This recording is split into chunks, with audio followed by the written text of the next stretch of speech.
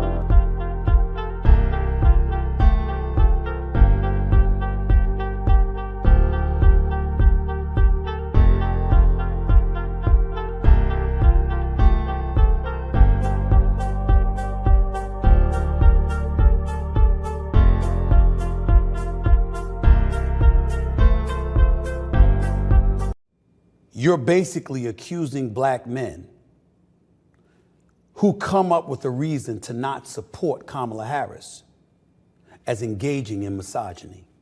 But some black folks may not be inclined to vote, or they may be a bit disenchanted, or dare I say, may even be willing to go as far as voting for Trump. Is it possible that it's policy as opposed to misogyny?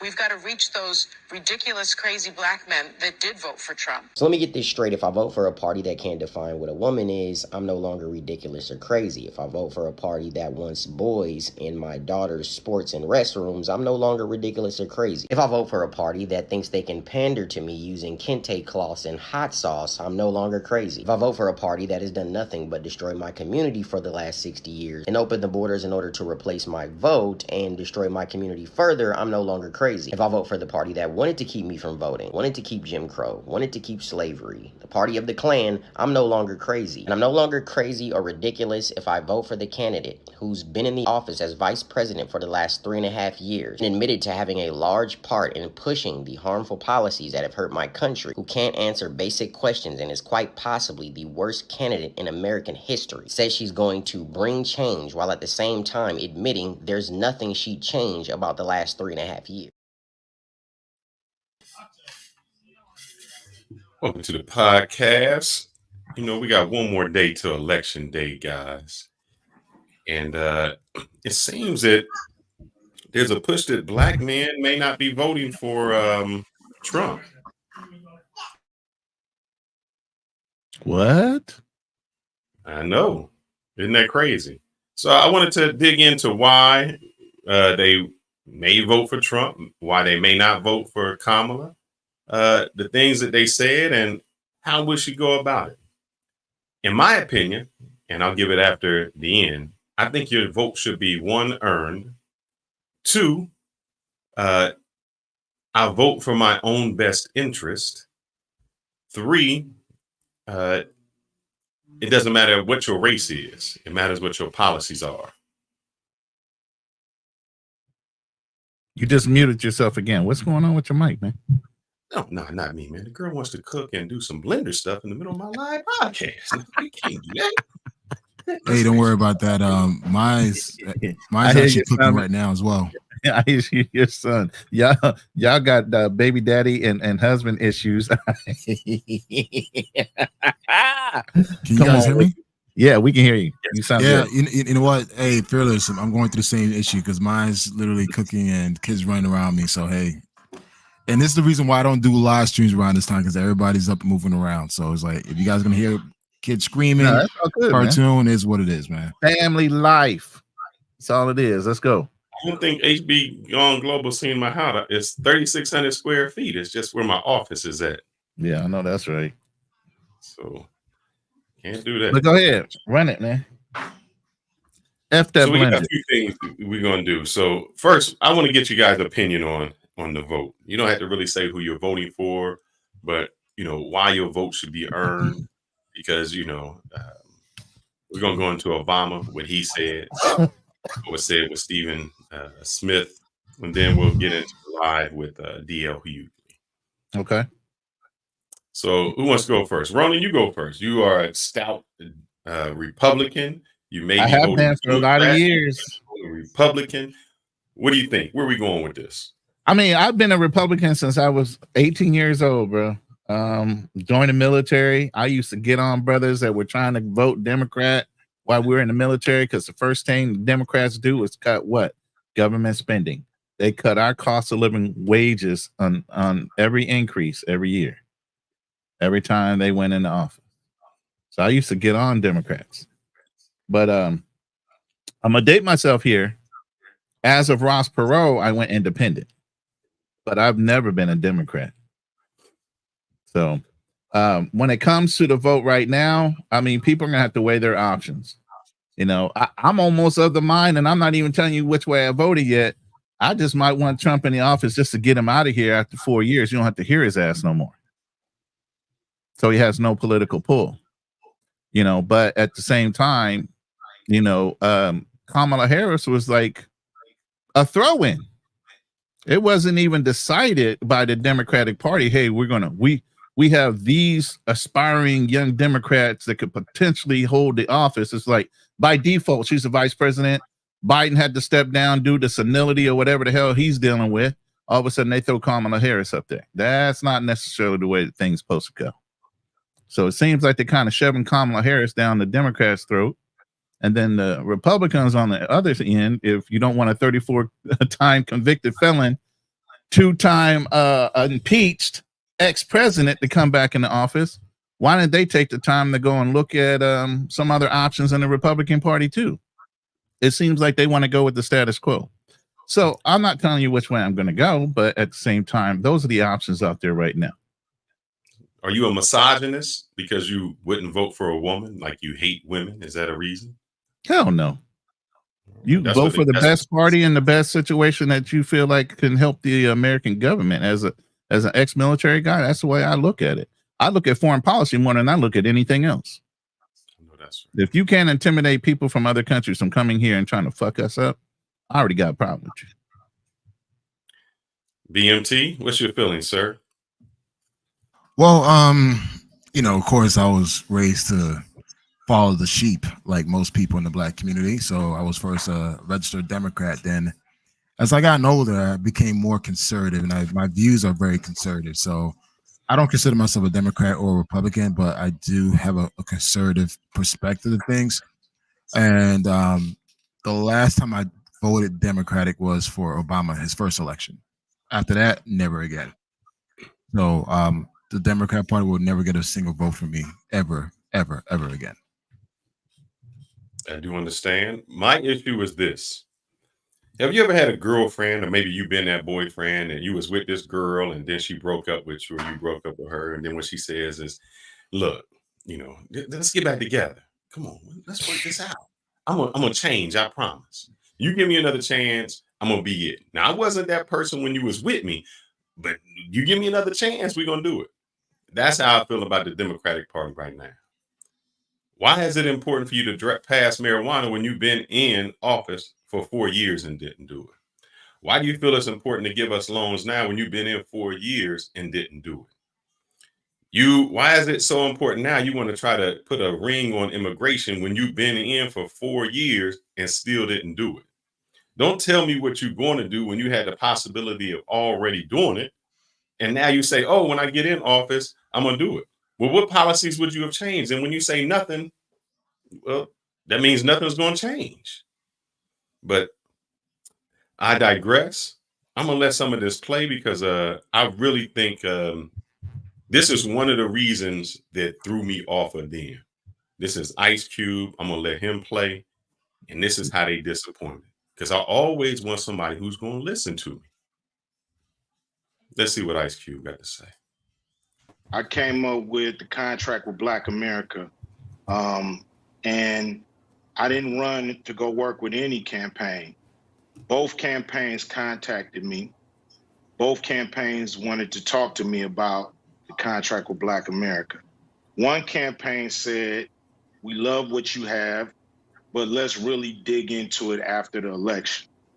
And one campaign said, we love what you have. Do you mind talking to us about it? And that's what I did. So but you are working with the Trump team instead of the Biden team, and people are giving you heat for it. What do you say to them? Well, I'm willing to work with both teams, but I'm just working with whoever is willing to work with me.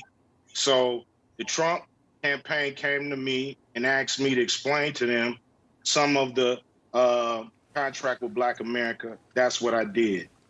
But why do you think he'd want to do something for the community when he says there's no such thing as systemic inequality? I don't know what he want to do. I just know what the man said. I know what he said to the country. I've never met Donald Trump. So I don't know what he's going to do. I just know what he said he was going to do. So both of them have a plan. Both of them say they're going to do something. And who knows what's really going to happen after November 3rd. Nobody knows. Now, this was the last election season. Ice Cube had a proposal. I love what he did, to tell you the truth. I loved it. He brought it to two candidates, though. Yeah. One said, I'm willing to listen to you right now. Tell me about your plan. Let's move forward. Another said, oh, let's wait until after the election. If we win, we'll put it in place. They won, and they still never brought it and put anything in place. That let me know you were just blowing smoke up somebody's ass. At least one candidate was willing to sit down with you that you call racist. It was willing to sit down with you and say, let's discuss how we can make this better. I'd rather have somebody invite me to the table and let's talk than just ignore me at all. At least I got the ear of you. At least I know what's going on. What say you? To know? I mean,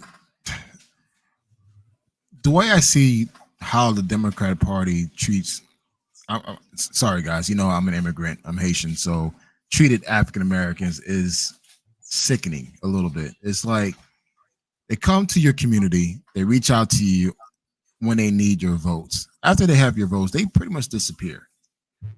And this election here, watching this lady, this Indian woman claiming to be African American, which she's not, how she reached out to the hip hop community, like the lows of the lows, to motivate black people. Like, the only way we're gonna get us to vote is to buck dancing and get rappers to talk to us. Like, really, are we that inferior or that simple that we could be easily swayed by having entertainers? There's no other racial communities, Indian community, Hispanic community, Asian communities are doing this. Strictly African Americans.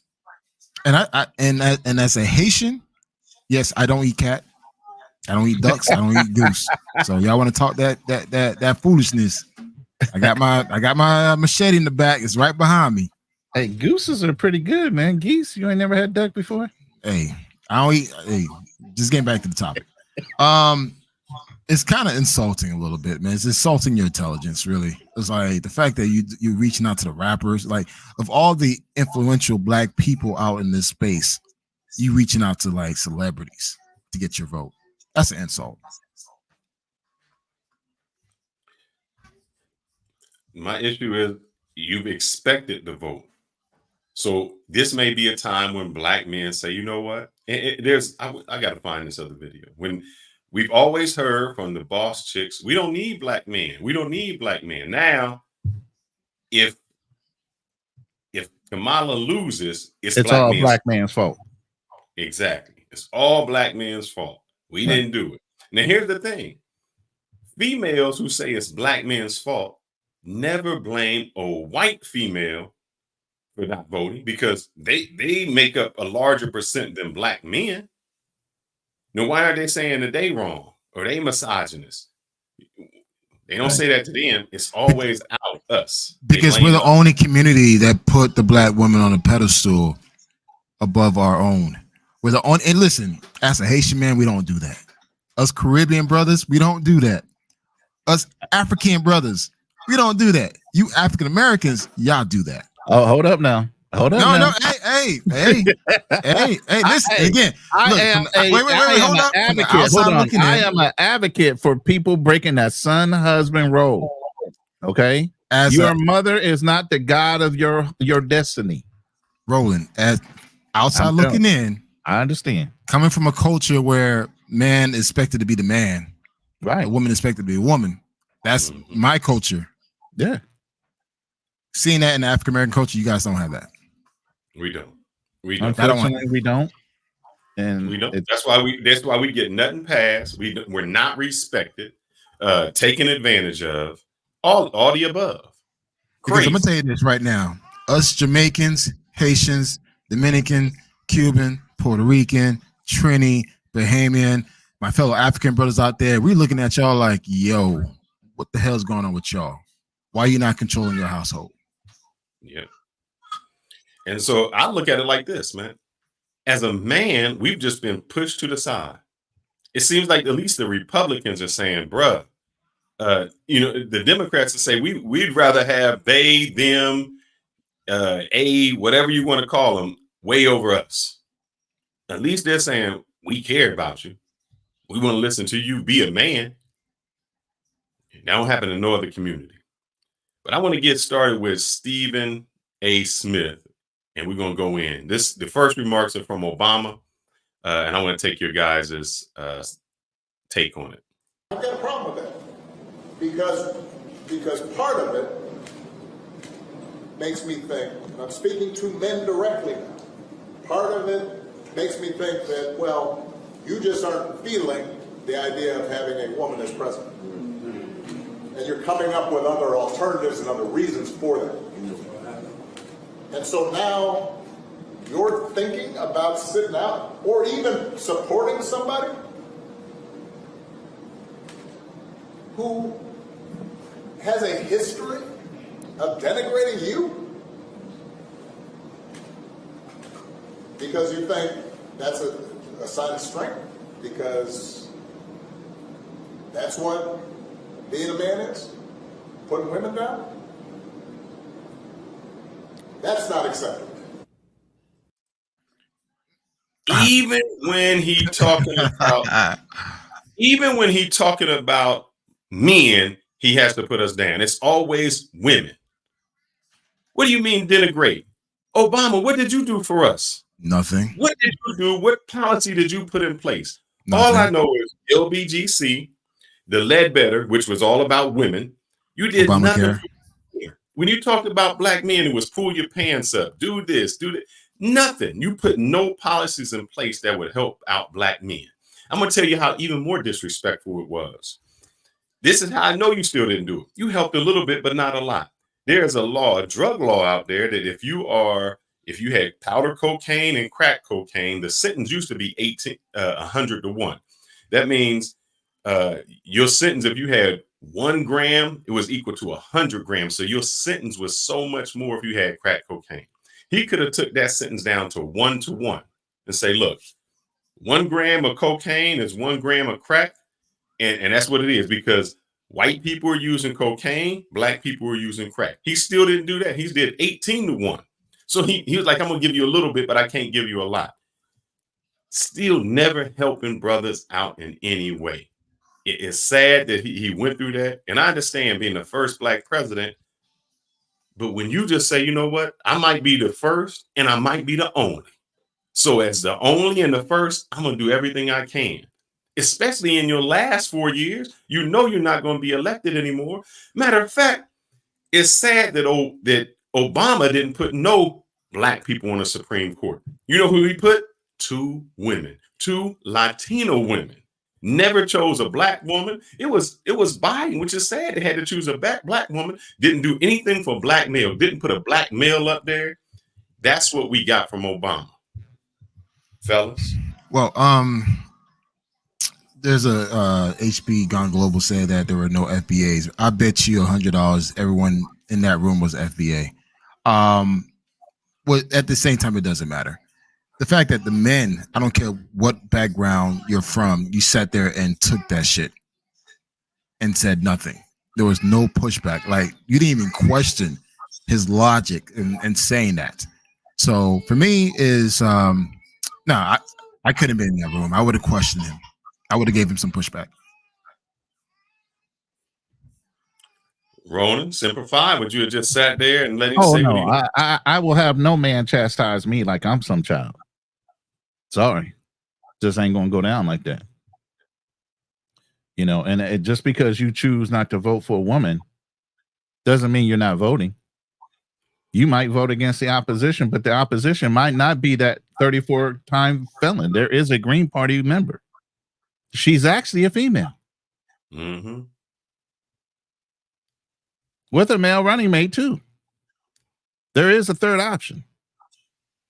A lot of people ain't saying nothing because the 2 strongest parties are the ones that have most of the mic time. There is a third party choice. And I know a lot of people that are choosing them. My 80-year-old mother chose a third party. She's a Democrat. Hey, she chose not to vote for Kamala. She definitely didn't want to vote for Trump. So she went Green Party. She did not vote. She voted. But she voted for the only clear choice she thought she could vote for. To show her disapproval of how they shoved Kamala down their throat. It's okay, BMT. Everybody got kids, brother. We all right. That's life, brother. I wanted to say something here, right? You know, like now everybody's on this FBA shit. You know, again, I'm an immigrant. I'm black. I'm a Zoe shit. I know where I came from. First black in the country, in the world, everything else. I remember when Obama became president for the first time. I was in Chicago at the time. And I remember I was attending a political rally. Dude, I saw nothing but black folks falling down the floor crying because he became president. Yeah. I remember that day, night and day, people were crying, celebrating, hey, we got a first black president and everything else. In Chicago. I was in Chicago. Yeah, that's a big time right there. Watch during his tenure, he didn't do anything. I'm like, these are the same people that cried. They never pushed back on him. It's just now they finally decided, hey, he didn't do shit for us. But it's just kind of interesting about, you know, the whole FBA that now that don't claim Obama. you guys were crying over his ass when he became president. You can't make that kind of adjustment or statement right there because I'm sorry, I'm FBA.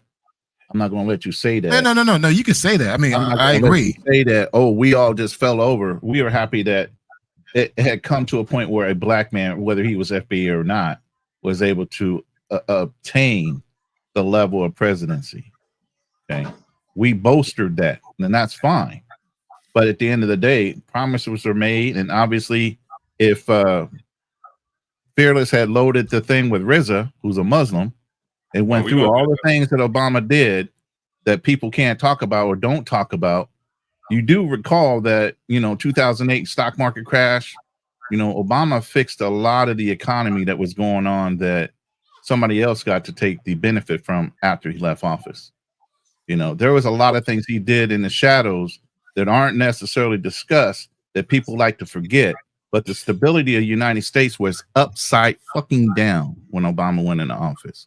Now, I'm not bolstering the dude, but I'm just saying he didn't just sit there and do nothing the whole time he was in office. Let me ask you this.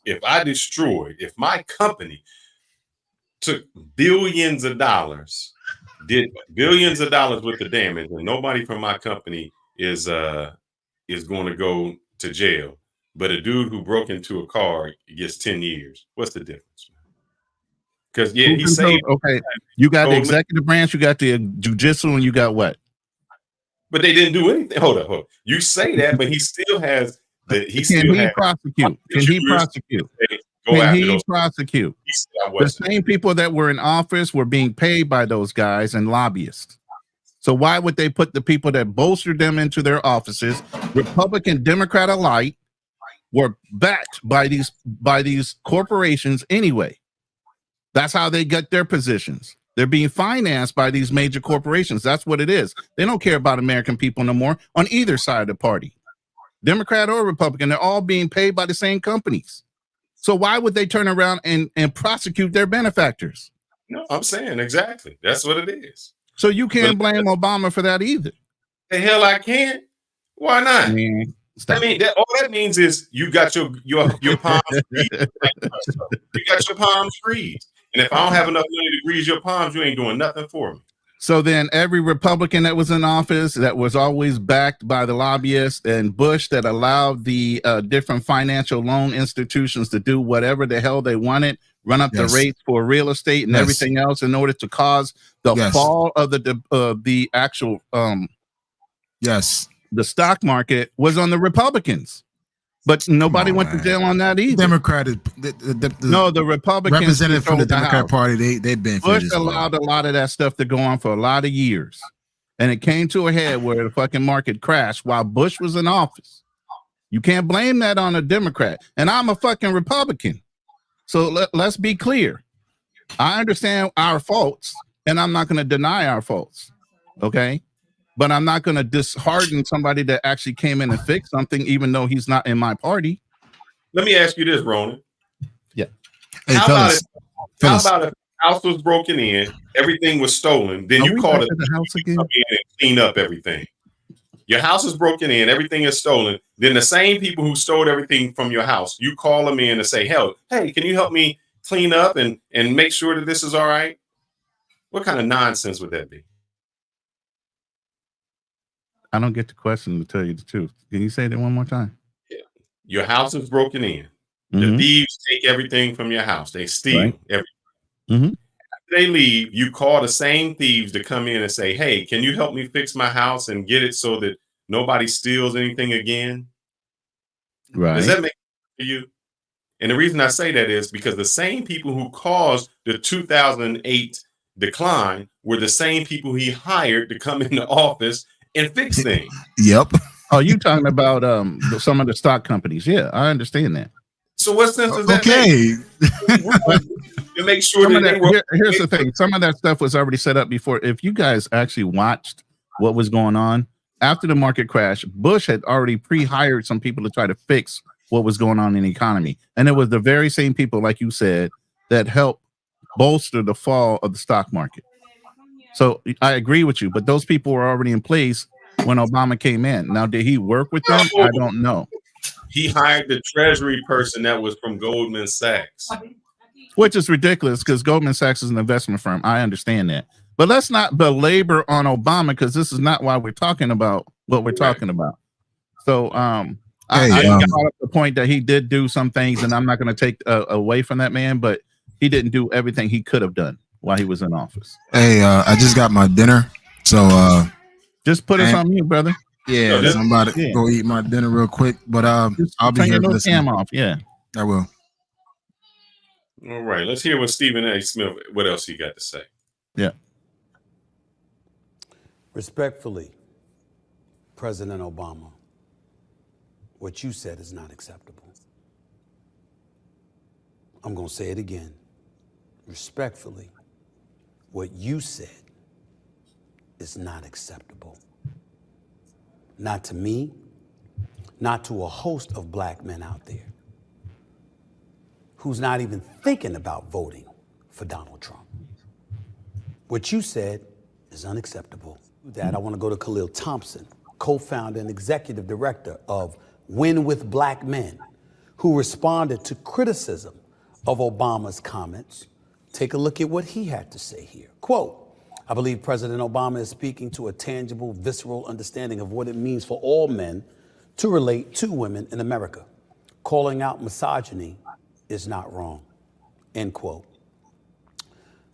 To co-founder Khalil Thompson, you're wrong too. And what you said is unacceptable. You see, what you're missing is that you're basically accusing black men who come up with a reason to not support Kamala Harris as engaging in misogyny. Exactly. Whatever happened to disagreeing without being disagreeable, President Obama? What happened to that? All of a sudden, we want to challenge men and our love and our affection as black men for black women. We want to bring that into question because we've got an election coming up and people may have the temerity to think differently than you. It's because she's a woman that you would never hear that from the other side. They never say, oh, you voting for Obama, so you don't love us no more? Never. It always gets that pandering from that side. And we're going to talk about another thing. I'm going to put this up because this leads into something else that we're going to be talking about tomorrow at our lunchtime. Right. Where, let me put us back. What if Michelle Obama was white? Now, hey, we about to get crucified with this one, bro. I'm trying to tell you, that's sacrilege turning Michelle Obama into a white lady. Yeah, oh because here's the thing they say, and I heard this from our nemesis and your sister-in-law. She said, oh, you just want to be black. How did she say it? You want to be black when it's convenient. Isn't Kamala wanting to be black when it's convenient? She's black one day, Indian another day, Jamaican another time. Nothing wrong with that. And then that same idiot has something to say about, oh, your white mama. Well, wasn't Obama raised with a white mama? Wasn't he raised with a white mama? He sure was. Yes, he was. He had his dad. Yeah, his dad left and went to Africa. So he had no upbringing with black people at all because he was raised by white grandparents. So if anything, I'll be blacker than Obama. But they always give an excuse for somebody else. You see how it's always convenient if it's Kamala. Kamala can get her a white man and nobody would say anything. Nobody says, what, you selling out your race? You selling out? But if Michelle Obama was white, oh my God. How many of those people would have voted for him? How many of them would have said, they would have said he a sellout, just like a dude when he gets somewhere. They always go to the white woman. They always do that. But boy, you let her do it. They say, girl, you free. You done made it. That's what you're supposed to do. We always get it from any side that we do. It's a shame. What's up, Simply Deep? Let's hear what else my man has to say. Been diminishing black voters, particularly black men, since you were in office. In 2008, 95% of the black populace voted for Barack Obama. It dipped in 2012 by about 6 to 8%. It dipped another 6% in 2016 when Hillary was running. It dipped even more in 2020 when Trump ran against Biden. It's been dipping since 2008. It didn't just start. Was that about misogyny? Was that about a hesitancy to support our women? I am getting sick and tired of black men being raked through the coals because of some imagery of not being supportive of black women. Do you know immigration in our borders? Yeah, before he goes there, I agree. We always get the short end of the stick, no matter what. We've been voting and voting and voting, even for things that didn't benefit us. We voting for women's rights. We voting for abortion rights. We voting for all of that. And like I said, even when Biden came, they didn't put a black male Supreme Court in the Supreme Court justice. Black woman. That means for the Democrats have voted for 3 females. And they say that we don't have any female rights. What? That's all we've done is support them people with females. Y'all have done nothing for men. Nothing at all. Matter of fact, you can't even tell me what a female is or what a man is.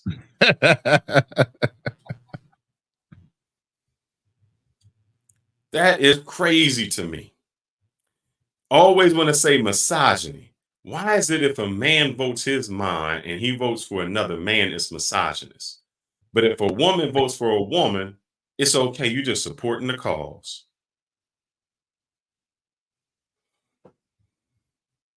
Ron's gonna leave me out here, but that's all right, brother.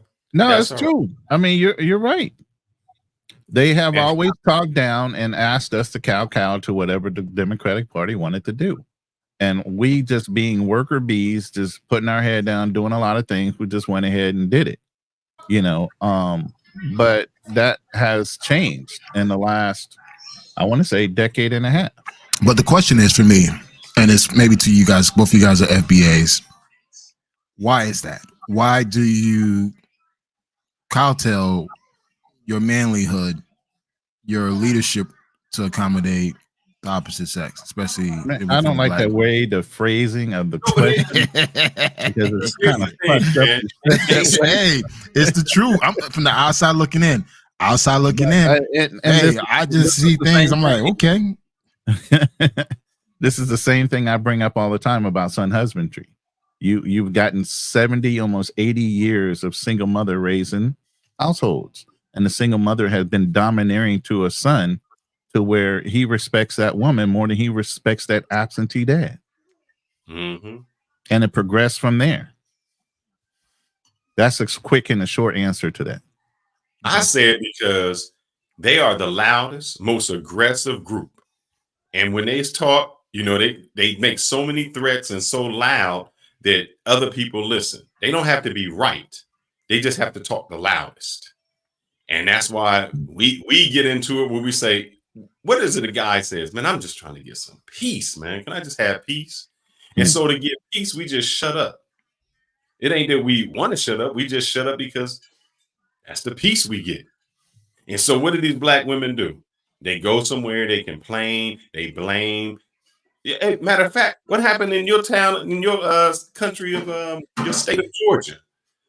When the governor was running, she had no issues. Stacey Abrams. Stacey Abrams didn't get no support. And all of a sudden, who they blame? Black movie made her lose. But real quick, I just want to shout out Just John for our first $2 super chat of the night. For me, there is no point in voting. They are all the same. That's his opinion, and I understand it. Mm-hmm. I say just like anybody else, you make them work for your vote. Vote for what makes you happy. Vote for what your best intentions are. If they're not doing nothing for you, I tell you what, I will tell you this. if Trump does win and he wins by the same percentage point that black men voted for him, I bet on the next ballot, some things going, when the Democrats come up, I bet they're going to have some things for black men. I bet they're going to have something for black men. Second super chat of the day by Dr. H.P. Black, PhD. He says, why are black men always getting the short end of the stick? I think I just answered that question, but if you guys want to add to it, go right ahead. Fearless or Canon. Scared. We always have put our tail between our legs. We haven't stood up tall. We let somebody else do that for us. When we should be the men of the house, we've letting somebody else take over. Somebody else take over. And I'm gonna try to find this this dude when he says it. Are you gonna finish the Stephen A thing or what? Yeah, I'm gonna finish Stephen A. Let me see if I can find my man here. Let's see. Go ahead, Stephen A. Tell me what's up. And this belief that there's an elevated level of sensitivity towards them, as opposed to black folks struggling, if not starving in this country. Yes. Before he goes on, because I know what he's about to say. What pisses me off is this. FBA or whomever has been in here from the start, I've helped build, I've helped contribute, I've helped do all of that. I have a wife that is an immigrant. There's no way that she came here illegal. I wouldn't have talked to her if she came here illegally. And we had to work. And anybody who has gone through that immigration process knows how expensive it is, knows how long it is, know what you have to do. When you go through that process, you cannot even be on welfare. That means if something happened to me and I wanted to say, man, we're in a bad situation. I need to go ahead and get food stamps just to help us out. That would have gotten her denied for getting her green card. Yet, some immigrants can come in here illegally, get money from the government, get housing from the government, they get put up, and they help them with loans to get houses. That's when you're not taking care of yourself. Don't tell me you let all them people come across the border and you're willing to help them out, put them in churches, give them money, but the people who was here had your back from the jump. You ain't doing shit for.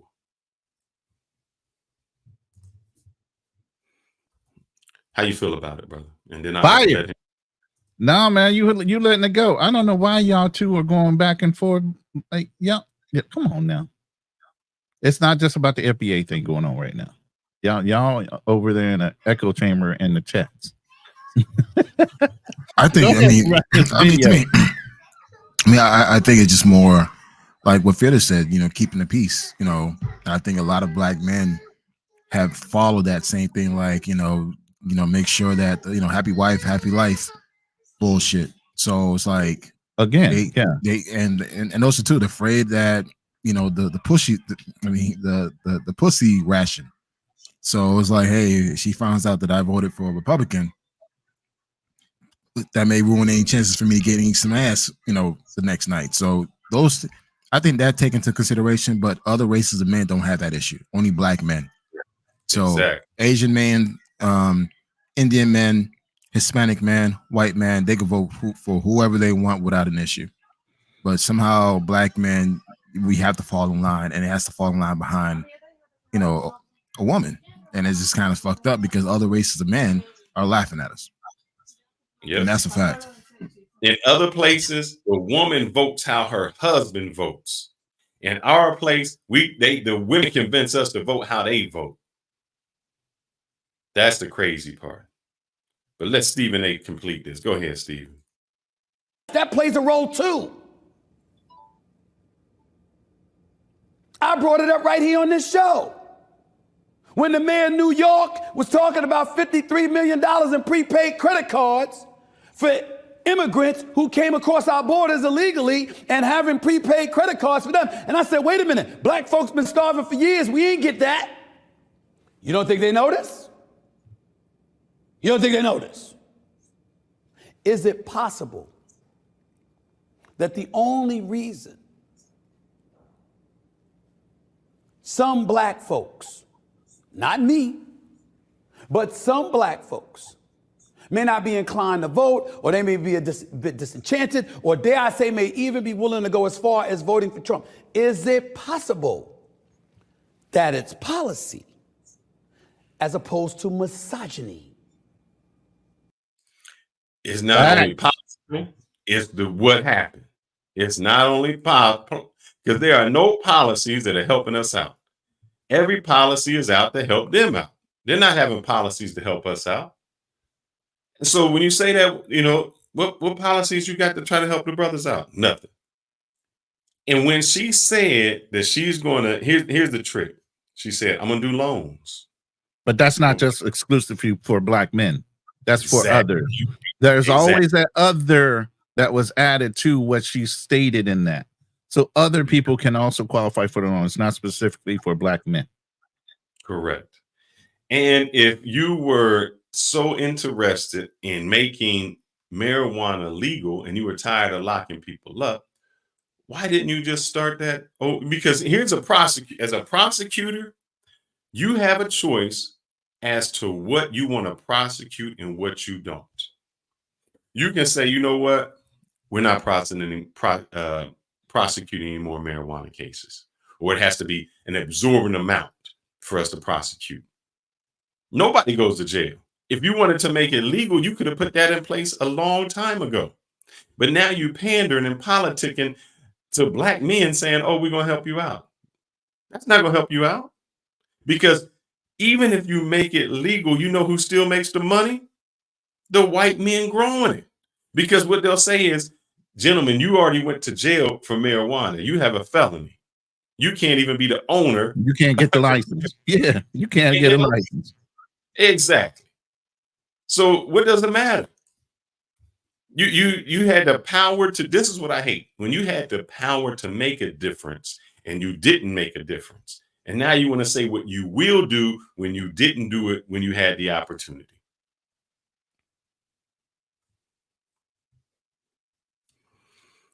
Oh man. I'm just curious. Do black women know, or even other black men know, her record in San Francisco as far as arresting the number of black men and women, sending them to prison for lesser charges? I heard that was a fallacy, that she didn't arrest as many men as she said, or didn't prosecute as many men as she said. But the fact that one man had to stay in jail was more. But what my issue was, she made a policy about truancy for some people. And there was a lady that I had done a show on that she had sent in. Her daughter had sickle cell anemia, and she was going back and forth to the doctor. She said all of a sudden some people showed up to her. I remember that.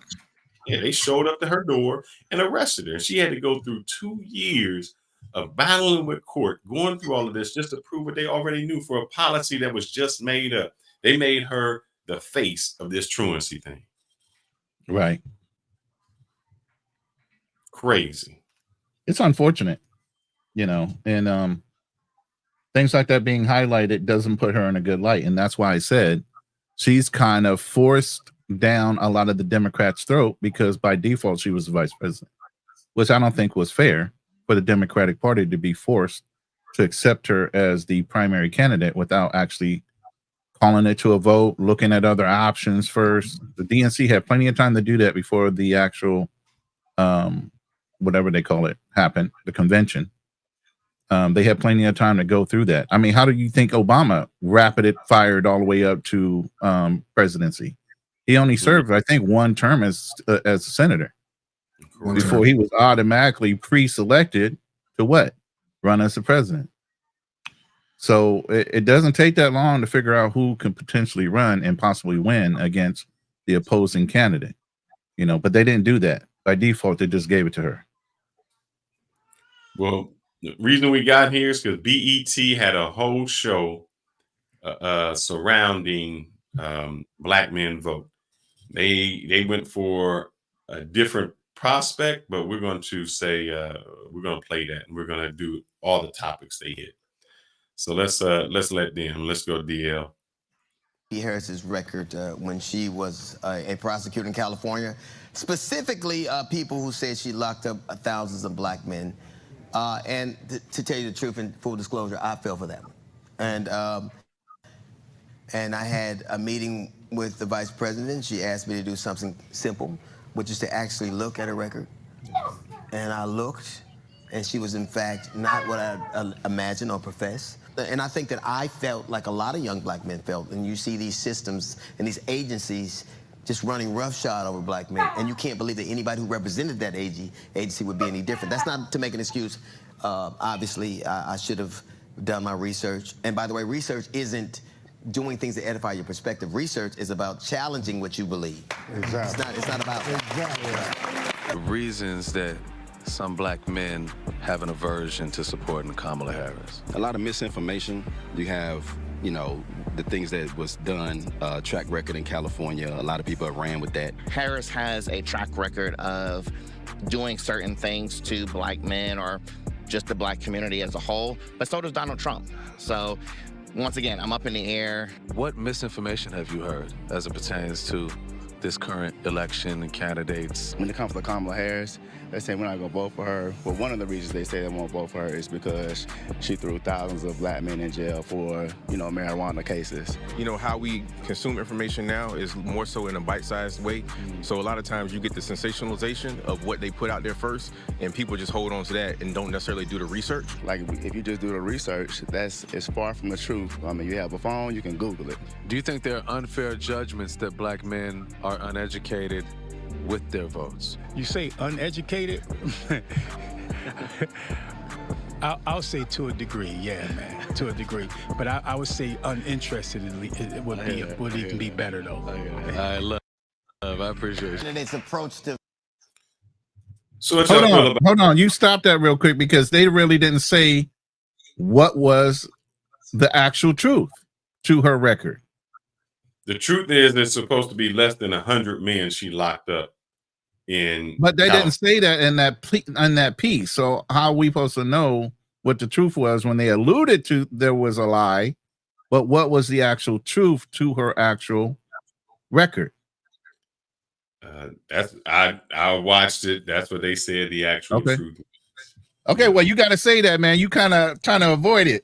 I'll let you know that's what they stated, that she didn't lock up as many people as she said. But my thing still went back to, she had the power not to have to do any of that. So she had that power. That's number one. Number two, why bring it up now? If you had the ear, because people are holding it against her. Yeah, so you got to dispel all rumors at this point. No, why bring up the marijuana thing now? Meaning that's insulting to me. Are you saying only black people smoke marijuana? Yeah, but black men specifically for 4 years. You had the ear of the president for 4 years. Why not do something at that time? I mean, states have already started doing it. It's the legalization through the federal government that they're talking about now. So you can get the DEA and everybody else off of your ass. Correct. And so what are you doing for that? You weren't doing nothing. You know, I that's what I don't understand. So. I mean, you're damned if you do, you're damned if you don't. I didn't hear Donald Trump talking about legalization of marijuana while he was in. Correct. I do say that he never talked about it, but you know, he did. But to me, it's insulting that you're bringing it up because of black men. The fuck? Correct. That's where my issue comes in. I would have been better if she wouldn't have said anything.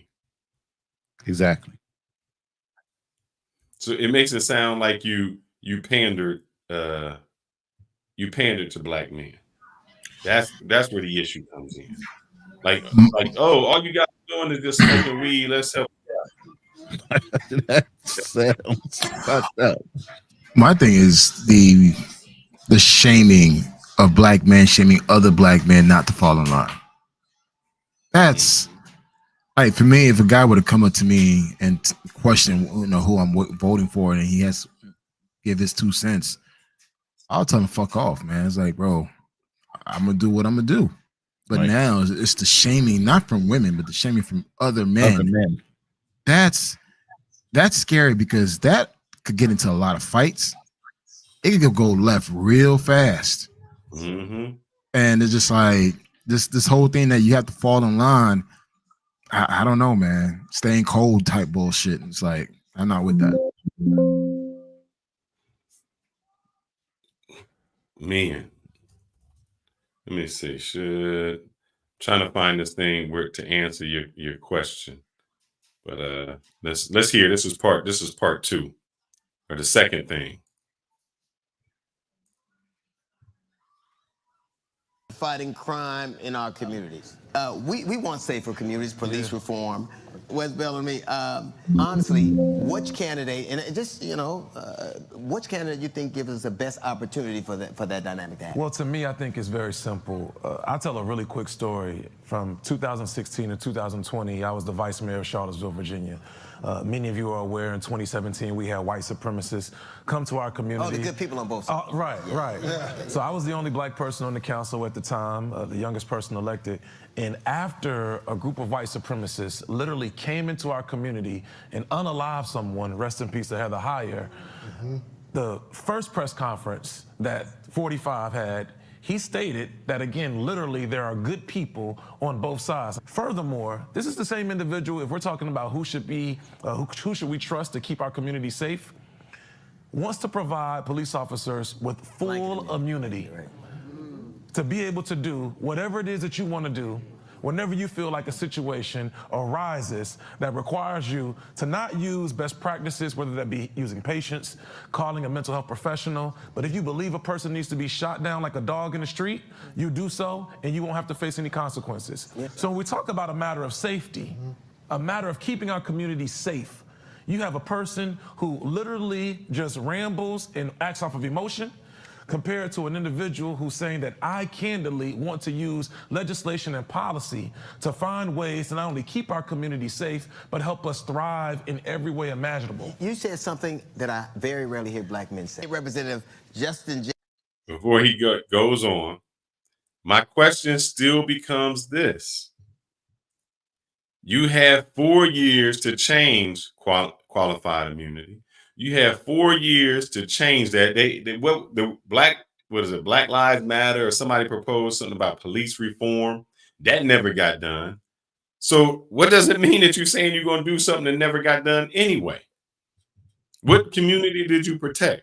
You got in California and New York where they just like, petty crime don't mean nothing. They shut down stores because people just doing smash and grab and nothing happens. Yeah, that's crazy to me. I've seen that. Won't prosecute because you say, oh, anything under $1,000 we won't prosecute. So what are you doing to keep the community safe? Not a lot. Not a lot. Exactly. So I don't know how we're saying, oh, somebody else is doing something safe and they're not. Well, I don't know. Dr. Hip says, well, police reform didn't happen because Republicans blocked the House. So, okay. What's going to happen this thing? Republicans going to block the House? I mean, they did it a lot. They do it continuously. If there's not a Republican, everything. Republicans, matter of fact, when Obama was in office, there was 300 plus bills waiting to be signed and approved by the Senate. And the Senate House committee member said that he's the head of the guy. He said he's not going to do anything with any of those laws. Mitch McConnell. Yes. So, I mean, yes, you have to have a cooperating, executive and legislative branch. And when you don't, even though one might be in power and one, like the Democrats might have the representatives and the Republicans have the Senate. If y'all can't come across party lines to allow certain laws to be approved, nothing's going to get done with all good intentions. You know what I'm saying? On both sides. But if they can't work it out, then it's never going to get to the president for him to stamp and sign. So let me see. So here's where my issue is at. Republicans say, we don't give a F. We're going to do what we want to do. Exactly. Democrats pander and say, can we work together, guys? Can we do this? Trump said, man, I'm giving y'all billionaires some cuts. I'm doing this, whatever. Well, this is what I'm doing. Will we still try to pander to people who don't look? Black people are the simps of the relationship, man. We are simps. Yeah, we are. Oh man, that's crazy the way you put that. We are. And let me tell you this. Let me see if I can get to this. This is for this is for you, a BMT. I'm going back a little bit because I don't know where this starts at. So give me a second. Let me share this screen. You asked why? Oh, when you ask why, I shall be looking. So let me get in here. So I don't really be taking it. Let me take my time with it. Because, you know. Can you hear? Just make sure. Yes. Yeah. All right. It's like the lesser of the two evils type of thing. One topic of conversation has been the idea that some men don't want to vote for a woman president. Do you think that's a factor? I hear that a lot. Yeah. What do they say? Women are too emotional to run the country. And what do you think of that? What do I think of that? I'm married. You think I'm about to answer that? Here goes your answer. Well, what do you say to them? What do I say to them? Yeah, when they say that. I tell them the same thing I told you. I'm married. So, and my wife run my household. There you have it. There you go. And that shows you why. You want to know why brothers are where they at? He just told you. He don't run his own household.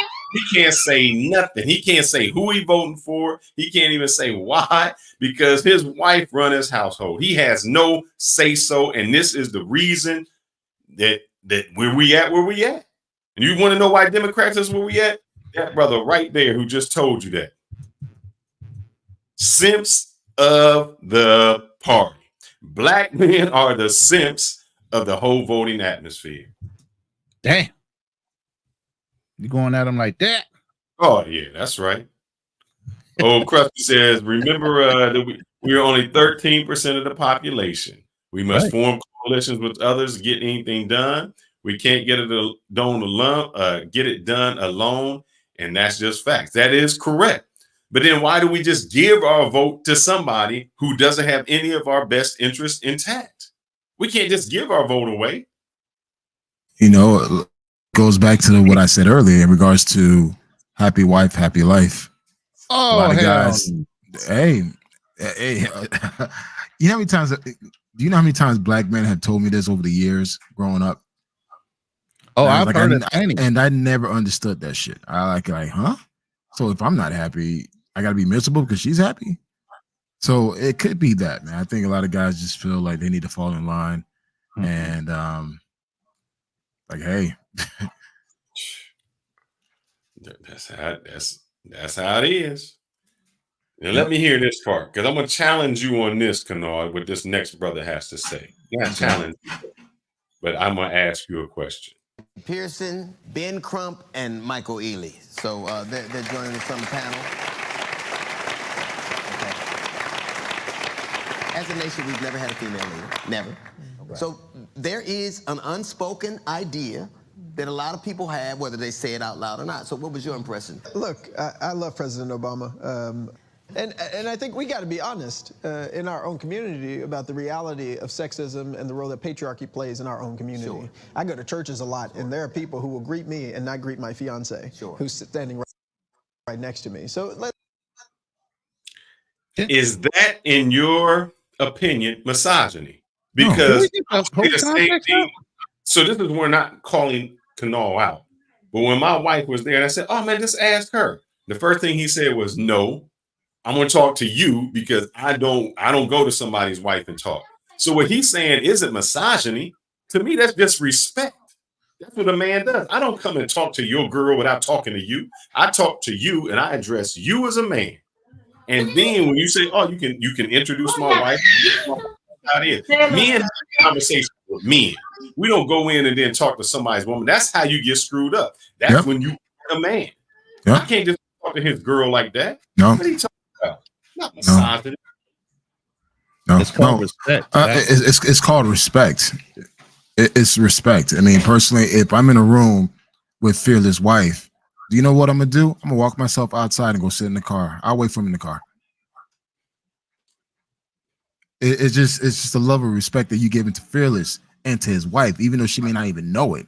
Now, as far as the church situation, I'll say, if your wife's sitting next to you, Fearless, I'll say, "Hey, Fearless, hello, wife." That's it. So what he experienced is something that is completely different than what we're talking about here. But it's just sad that they want. Go ahead. No, I'd say they call it misogyny, like we hate women. No. Crazy. Uncle Krusty Rico says, also, let's be honest, black women vote. Yes, black women vote at a much higher rate than black men. And too many black men are apathetic about politics. So here goes the reason why. I'm about to throw one out there too. If you don't hit it, I will. No, go ahead, brother. I'll let you hit him first. Or hit it first. Because black women have been benefiting from the fact that they've been voting all these years, while black men haven't gotten a goddamn thing. Exactly. So why wouldn't you go and vote when you know you getting something out of the fucking deal? Exactly. They vote, they cater to them. They cater to all their needs. If I'm an LGBTQT alphabet community, who am I voting for? I'm like, bruh, that's what I only have to say if I'm a man, I'm a woman, what bathroom I want to use. Shoot, right now I can go into any sports and say, you know what, I want to be the weightlifting champion of the world. I'm a female. You are? I identify as a female. Nothing you can do, which is the craziest thing. As big and strong as us men are, there should never, I don't care what kind of drugs you take. You still gonna have the mentality of a man, the strength of a man, the bone structure of a man. That's why we have women's sports, to give them a fair advantage. But we've catered to so many people so long that that's what we do. Somebody said, wait. I'm gonna address that real quick. All right, go ahead, brother. Go ahead. I think the presidential election is one of the last ones to focus on. Local elections need more attention. I truly agree. Both need to be focused on. Okay, you got to set up your state legislature. You got to set up your state Congress. You got to set up certain things that are being passed in your state, let alone what's affecting you on a federal level. They're both equally important. But if the two parties are still not working with you, whether it's going to be on the state level or the federal level, it doesn't really matter. Let's focus on that. What state laws are being passed for brothers? The hell with the federal laws. What state laws are being passed for brothers? So if they're both one and the same, they're both equally need to be focused on. So I'm gonna leave it like that. And Janice has the nerve to say that black women have not benefited no more than black men. Man, what the hell? This got to be a woman. I'm sorry, I didn't mean to cuss. And that's just the hell. But Janice, come on now, stop it. I tell you what, if me as a male wants to get on Section 8 with kids, I can't do it. If me as a male wants to get welfare, it's much more difficult. If me and you work, both of us work, and I'll show you the cases, and I have my children 50% of the time, you have them 50% of the time, they still expect me to pay child support. You can you don't have more rights. You can say, hey, this is your kid. I think it's my kid. I helped pay for that kid. 5 years later, you divorce me and say it's not your kid. And then some judge tells me I have to pay child support for the kid that's not mine because I've raised that kid to be mine on your deception. So what happens to you? You can fucking accuse me of some type of SA. We can find out that you were lying. I can spend time in jail for doing so. Find out you're lying. I get released. Nothing happens to you. What do you mean you don't have no rights? Me Too is for women, not for men. And even when Johnny Depp showed that Me Too and she's lying, what did y'all do? Nothing. You can have a black man running from a white woman who hit him, and what happens? He got prosecuted. I'm like, what the hell is that about? He was running. He was the victim. dumb. What do you mean you don't have more rights? You call the police and start crying and say, I did something to you and I didn't do anything. And I say, well, she's hit me. What are you talking about? Who's going to jail? So don't come at me with that BS, man. And then she has the nerve to say that LBGQ is just given equal rights. Equal rights? What are equal rights? That you can all of a sudden say that you are whatever you want to be and then victimize that? So if I'm a man and I say, hey, now I'm gay and I identify as a woman, then the equal rights is to take over everything you have? Take over all your sports? And here's the thing, even though they might have equal rights, now you're pushing their equal rights on you, whether you believe it or not. They have every right to walk into a woman's bathroom just like any other woman does, you know, even though they're not necessarily born a woman. That infringes on other people's personal privacy and everything else. But that has to be accepted.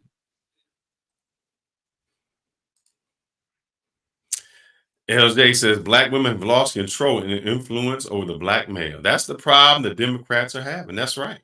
I have to agree with that. I think they understand that they no longer have us under their spell or control. Yeah. And a lot of black men are now awakening to a lot of things. I mean, it could be for their own personal reasons, but also too, I think giving credit to the passport bureaus or whatever. A lot of guys understand, like, listen, I'm not limited to just women here. I could find me a sister in other places. So, and plus, most women outside the U.S., they're very conservative.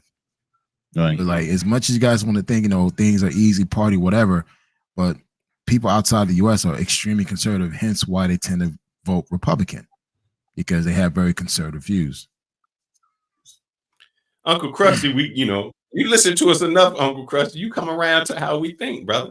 Okay, I agree that may be true, but a lack of participations mean you get nothing. And if a black man gets so little, it's black men fucking them. No, what we do is just vote the other way. What do you mean get nothing? We just vote for somebody who takes care of us. And then if you want our vote back, you'll win it back. Janice, stay tuned, baby, because at the end of we showing this, we're going to open up the mic and you're going to have all the mic you can say. She says, good conversation. Wish I had a microphone. Don't worry, we're going to give you one, because I believe you brothers are terribly wrong. You have never held the last white men to that high standard. It's disappointing. What white men have we not held to any type of high standard? Hold them all to high standard. It was wasn't it Trump that helped out the HC, the black college? Get it out. HBCUs, man. Come on, man. I ain't gonna lie, I have a hard time saying that too. Y'all crazy, man. Hey, let's get to this video, man. We can hit these comments as we go, though. I want to hear these guys' comments on what's going on now. We're an hour in. A real conversation we need to have about what is going on inside of our communities and what we can do to make sure that we unlearn some of the behaviors that are really negative, right, and that are really harmful. Obama said that. Well, there are some men who don't want to vote for a woman. The founders of Project 2025 really don't want a woman as president. And their women don't want a woman as president. That is not being held to the same standard. If, in fact, you are one of those individuals who believe that a woman should not be president, speak on it. So, if you're masking your sexism with, in society in general, I think that women are more opportunistic. I think that they tend to look at things now more of what they can get out of a situation more than men do. Because even if you think about relationships, and it doesn't mean that I actually agree that a woman should become president of the United States of America. I don't. I think we need to take our masculinity back.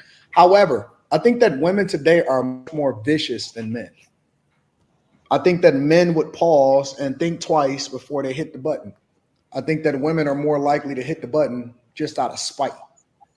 You know what I'm saying? I think that women in general these women today have a more vicious spirit.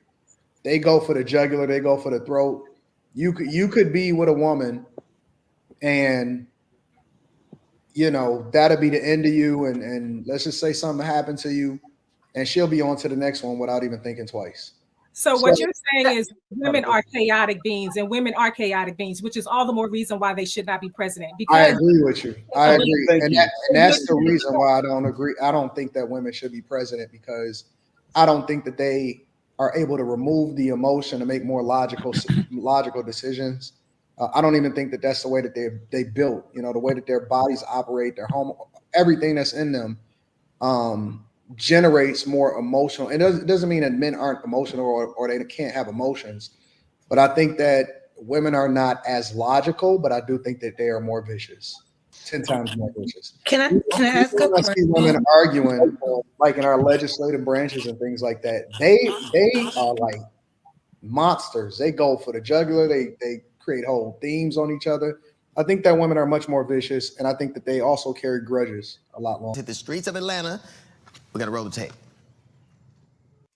Let's shout this out. So Just John says federal legislature's main purpose is to protect our global interests. State and local government laws affect us more because they trump. Oh, you're very wrong. Trump federal. No. Yeah, no, they do not. Yeah, and I explained it to him too. Yeah. If and you this click on is the reason why you can sell marijuana in your state and it be legal in your state, and the feds can come in and still arrest you for selling marijuana, even though it's legal in your state.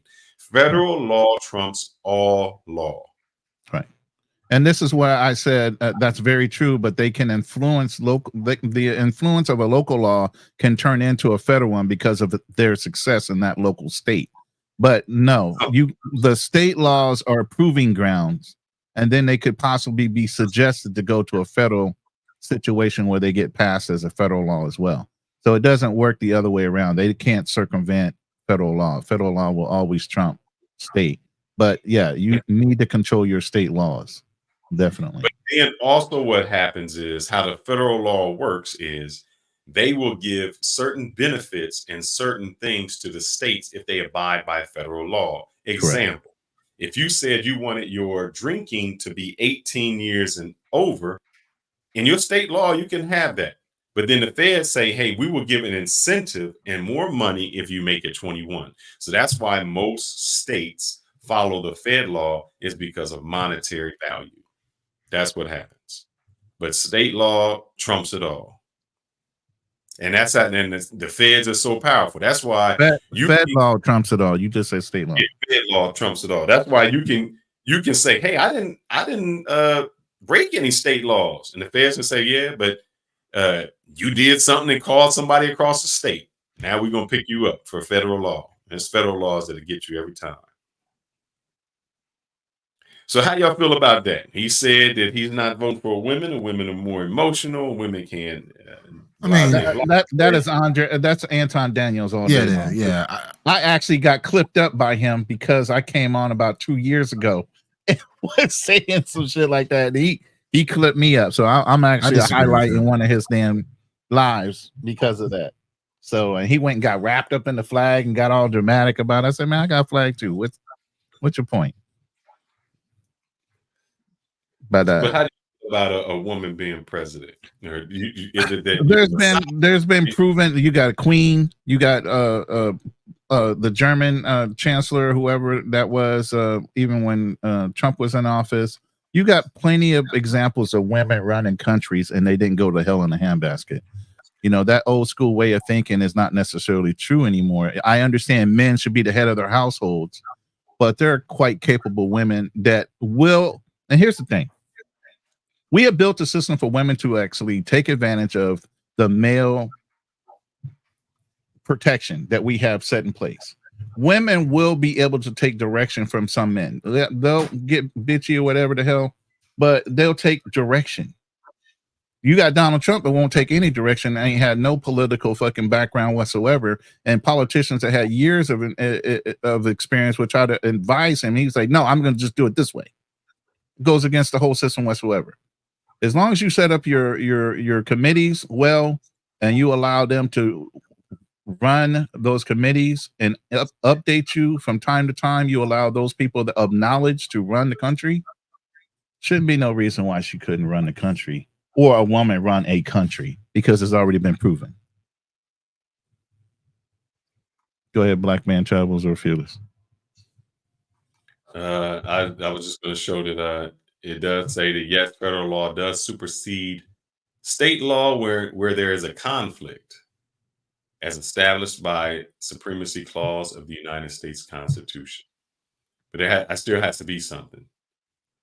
Yeah, there has to be a conflict between the two laws or that situation. What they call it is supreme law of the land.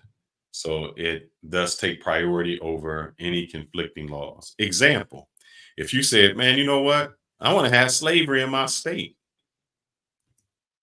Yeah, you can have slavery in your state and the feds will get you. And another example is the abortion law. What the feds said was, all right, we're going to let the states decide. So each state can have its own ruling as to if they want abortion. If it came back and said, no, it's a federal law that you can have abortions, then that doesn't matter what the states say. It becomes a federal law. Correct. Because that was what was going on back in the day. People had to run from one state to another in order to get abortions. Correct. Too many people were going to these witch doctors to have their babies ripped out of them, and they were dying from it. So it started becoming, escape slavery. Yeah. Me personally, I'm not against it. I think a woman could be president. I just feel like she's not qualified to become one. And based on her lack of effort within the past 4 years, I wouldn't trust my vote with her. And LJ, yeah, that is right, but that is the 13th Amendment. 13th Amendment when you are incarcerated. They didn't get with that. Yes, I am aware. So I don't, 13th Amendment, LJ, that is correct. I don't have an issue with a woman being president. My problem always is if you held the power to make the change, then make the change. Don't say you can do something later, like, oh, I'll do this when you can do it now. You can do it now. If you say you have Biden's ear and Biden is not running again, what does he have to lose? He can go in and say federal law right now, no marijuana. He can sign it. What's the issue? That lets me know that either you don't have his ear, like you said, or you're just pandering to people to get their vote. Yep. Well, guys, I mean, it's been over an hour. You want to open the line before we let me get to our a few mark? more things. I'll let them run. Let me get a few more things. Let me get It is your lifestyle specialist, Kenny Burns, reporting live from Atlanta, Georgia. And if you don't know, Georgia is a swing state, and we're here to find out what black men want most in this election. And never forget, the South got something to say. Okay, Atlanta. That's right in the middle of the hood, man. What matters most? I wonder if they painted that Mario just for election to you. I mean, I think everybody got money on their mind. The focus around mental health. What about the border that she let run loose? The immigration stuff, the negative stuff about immigration and just whose fault it is. The economy, of course, you know. I feel as though a lot of black men tend to think that Donald Trump is better for the economy. What do you say to that? I've heard that, but what I've seen is that Donald Trump, he's a gangster, but he's presented himself as a successful businessman who's filed for bankruptcy 6 times. Inflation, definitely inflation. I see that as this is going on, you're starting to see a diminish of middle class, and it's either lower or upper class. They're having to say, well, let me take a backseat on my wellness so I can pay my mortgage this month. I can pay my rent. I can feed my kids. The percentages that we were seeing increases in our groceries and in our bills was higher than inflation. And so I think that it's created an opportunity for us to be taken advantage of. And I think to the Trump point, people got that stimulus check and just thought that was all his job, and that's what they're clapping about, but it's way deeper than that. The stimulus checks are not coming back. If we are empowered economically, then we can shift so many of our outcomes. What would you tell those brothers and sisters who are undecided? but need to be going to the polls. What other choice do you have right now? Talk to me now. Steve, I don't know why I stopped it. you helped craft VP's economic opportunity agenda for Black men. It's not me stopping. What is in it?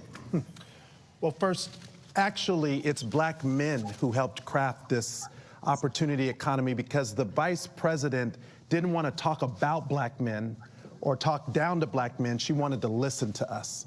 She actually kicked... A woman who listens? What? So she kicked off... Where is she at? No, I'm just kidding. So she kicked off these opportunity tours, these economic opportunity tours, some time ago. She went to Atlanta and to Philly and to Detroit to listen to us, to listen to entrepreneurs, to listen to men that want to own homes, to talk about the wage issue in communities.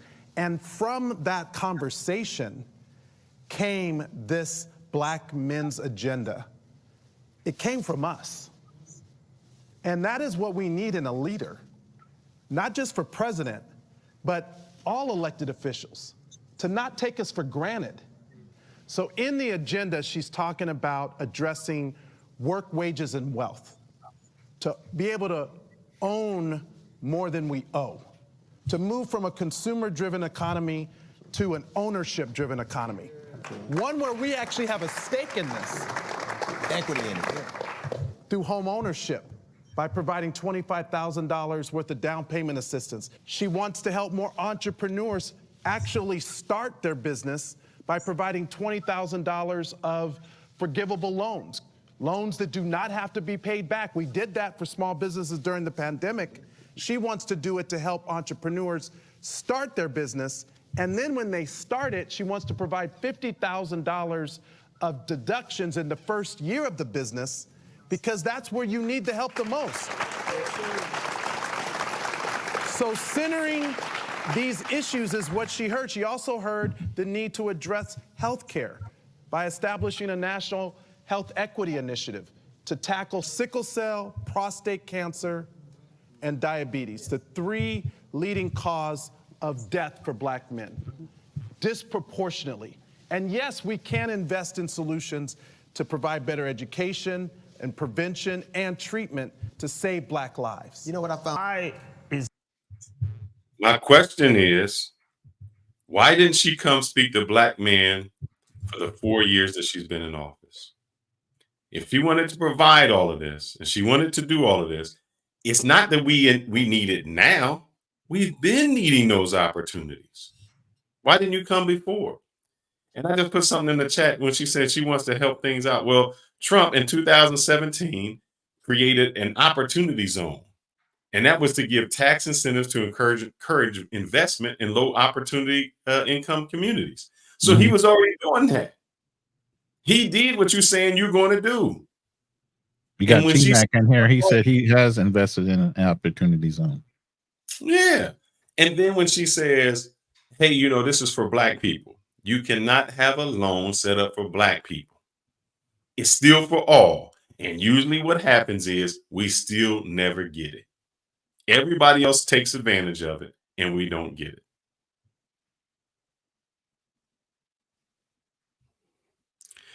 Janice, no, I agree with you. Mike Pence or any other VP talk to you? No.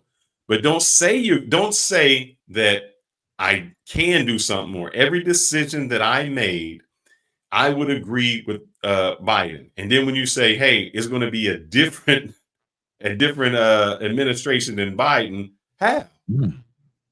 Don't say that you had the ear. No, I will say this. We all knew that Mike Pence didn't have the ear of the President Trump. But you say you had the ear of the president. Every decision he made, you were a part of. You influenced it. He made you the immigration czar. How did that go? Hey, I want to bring out this point that HB Black PhD said, and he's basically saying many of those opportunity zones targeted low-income communities that resulted in gentrification. I have no problem with that. If you can't clean up your own damn neighborhood, have somebody else come in and clean it up for you. Shoot. You've been living in some place in Detroit for 50 years, been all jacked up, bad, low income. You wouldn't clean it up. You wouldn't do something to get it. You couldn't cut your own grass. You want to steal copper when it's empty, and somebody else comes in and says, hey, we're going to put a Starbucks there and raise the value. That's what you get. You deserve it. Don't be mad at an entrepreneur. This is a capitalistic society. If you can't take care of your neighborhood and the values go down and somebody comes in because they can see an opportunity and you can't, don't blame them for the opportunity. I hate when people say that. Oh, it's not gentrification. Y'all did this. Bruh, I told dudes a long time ago when I lived back where I lived at, and they said we own the hood. You didn't own nothing. You didn't own the house that you was written in. And what the people would do is, in this particular facility, there was a Ronald McDonald House next to the Children's Hospital. And people would come into the Ronald McDonald House, which was straight in the hood. People would be getting shot, robbed, all of that. And Children's Hospital said, you know what? Nah, we ain't having that. You know what we're going to do? And I told him, brother, I have seen the plans. I have seen the plans. You think you own this block? No, you about to get ran off. The best thing for you to do is buy that house, because they had old historic German homes that were like 5,000 square feet. What community are you referring to specifically? This would be, I don't want to say it. It is in Ohio, but I don't want to say it. Okay. Because I would say a lot of the gentrification that's gone on for years has a cooperation between the cops, the agendas that they have in the city planner's office, because a lot of city planners, here's the best thing. When you go buy a house, the best thing you could do is go look at the city planner's office. Go see what's projected in the next 5 to 10 years to see what the value of your property in that area is going to be based on the development of that area. If you guys are not smart enough to figure that out before you go buy a house, you deserve to take a hit. But my thing is, in that same breath, the people that are smart enough, they will draw down on supporting that community when it comes to law enforcement, allow there be high crime in those areas so that the property values can drop. People get forced out. People get to buy against the corporations, get to buy that developing area for a low cost so they can redevelop it at a higher cost and make a profit. That's business. That's what they do. Now, is it fair? Hell no, it's not fair. So I'm going to push back a little bit when you said they deserve to lose it. But the whole thing is the system is kind of stacked against them to lose it because of other interests that are coming down the pipe based on the development of that area by the city. So I'm going to leave it like that. I can tell you just where I live at. What they said was the PGA tours coming. They're going to build a big thing. Also, Disney is. So if you knew that before coming in, you can make a killing. And not only that, it doesn't matter if they're coming in, man. If you live in a neighborhood and you can't clean up and you can't do what needs to be done, that's your fault, man. I mean, how you gonna keep blaming somebody else for what you're not taking care of? But as a civilian, you can only take care of so much without your community support, meaning your tax dollars are supposed to be going to law enforcement. Your tax dollars are supposed to be going to the roads and all the other things that are also needed to be assisted. There should be a city cleanup program that goes on in every community. You're paying for it in taxes. So even though you say these things, if they're not being done in those communities, all they can do is complain to the mayor. But if the mayor is also being paid and pocketed in the back door, he's going to allow those things to happen so the corporations still can benefit. We've gone through this for almost 40 years with gentrification. We've watched it happen so many times in so many cities. I have to say, so many riverfronts and so many stores. Look at Long Beach. Let's look at Long Beach as a study and how gentrification works. And I can hear you, black man. I'm sorry, I'm speaking over you. Long Beach was a prime example of how gangs and everything else had torn up the city right there on the ocean front, right there by where the boat dock and everything else. Okay, they allowed that shit to happen for years. They got all the bad stuff out of there, and they redeveloped that area to where it's damn near looking like a Soho. You know, all high-end stores, nice restaurants right there by the shore in the port area, all redeveloped, and I'm sure high-dollar properties now.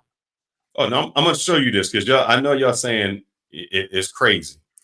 This is. Let me see. How can I do this, guys? Let me see. Let me take that screenshot. I don't want them to know a place where had owned before. Go ahead. I wanted to Brother. comment on the, again, from the outside looking in, being raised in this country. I was raised in a different community, in the Hispanic community and the Black community. And I'll tell you this, man. Other ethnic groups take pride in taking care of their community. Somehow, the Black community don't make any effort to take care of their own. And again, this is coming from just the outside looking in. We're being raised in Miami in the 80s and 90s. I seen other communities, ethnic communities, will go out and pick up trash. Will go out and paint old buildings. They do it. They don't wait for the city to do it. They go out and do it. In the Black community, we just let shit sit there. I seen trash just get piled up with old mattresses, sit there for months. But in other communities, they go out there and find a way to clean it up. Exactly. So it gets to a point where, like, we need to take more accountability in protecting our own community, building our own community, stop relying on the government. And again, I'm Haitian. Same go for the shithole of Haiti is. And I'm Haitian. I'm saying it is that we need to take better care of our own country before we start running off to other countries. And same goes for the Black community. We need to take care of our community before we start depending on the government to fix the community. Let's see. I'm gonna show you this because I just wanted to mark something out. Where I lived at were old historical homes. So if I can blow this up, as you can see, the finished square footage 5,435 square feet. Not only that, it had a carriage house in the back, a carriage house that you can make into an apartment. Let me see if I can find the prices. It sold for $100,000. Beginning. What happened was when they said we're gonna come in and do it, I said, bruh, y'all don't understand, man. They coming in. Brothers wanted to rule the corner. Corner, you don't own nothing. You renting. I said, man, take this money, brother. If you want to go out and sell drugs, no problem. Take that money and buy the house. Buy that house. And then when they come in, they can do it. Because here, when a business comes in, they don't buy one house at a time, bro. They buy the whole block. And what they did was they went block by block by block because those white doctors got tired of living in the suburbs and driving all the way into the city. And they said, hey, we can get a house for you, a 5,400 square foot house for $100,000. You can put 300, and it's an old historical home. So here's how the plot worked. They're old historical German homes. So what does that mean? The federal government would come in and say, hey, we want you to keep this historical home. We're going to give you grants to fix it up. So if we give you a $500,000 grant, you only had to pay back $250,000. So you got a house now for $250,000 that's worth $1 million. They didn't listen. So you can't tell me gentrification. I don't care. You messed up the hood. You wanted to shoot Ronald McDonald. They said we're tired of it. I mean, guys, listen. If we were to actually blame, blame people for coming into the community and fixing it up and increasing the cost of living there, it's your fault because you've been sitting on it for years.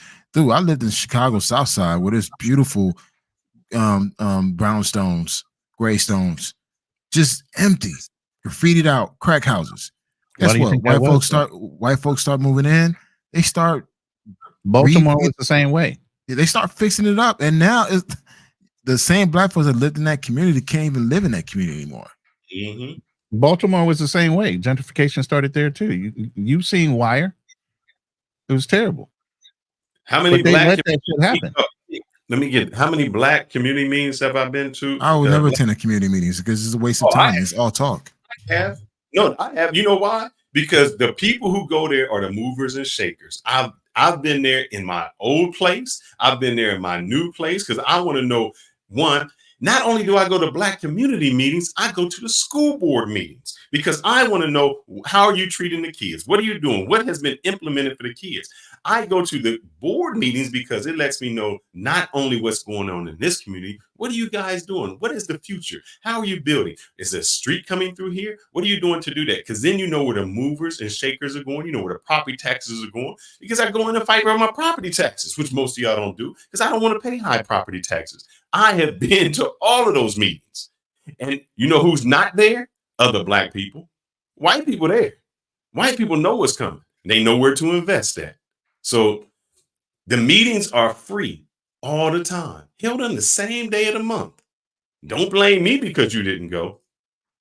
And somebody said you guys are clueless and you should educate yourself about what the vice president can do. Here's how I educated myself. I know the power of the vice president. Doesn't have a lot of power. I didn't say that. I didn't say they had power.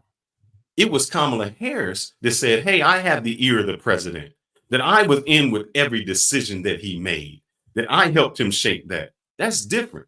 If you're there and helped shape him and you said, I have the ear and I influenced the president, then the policy should reflect what you have.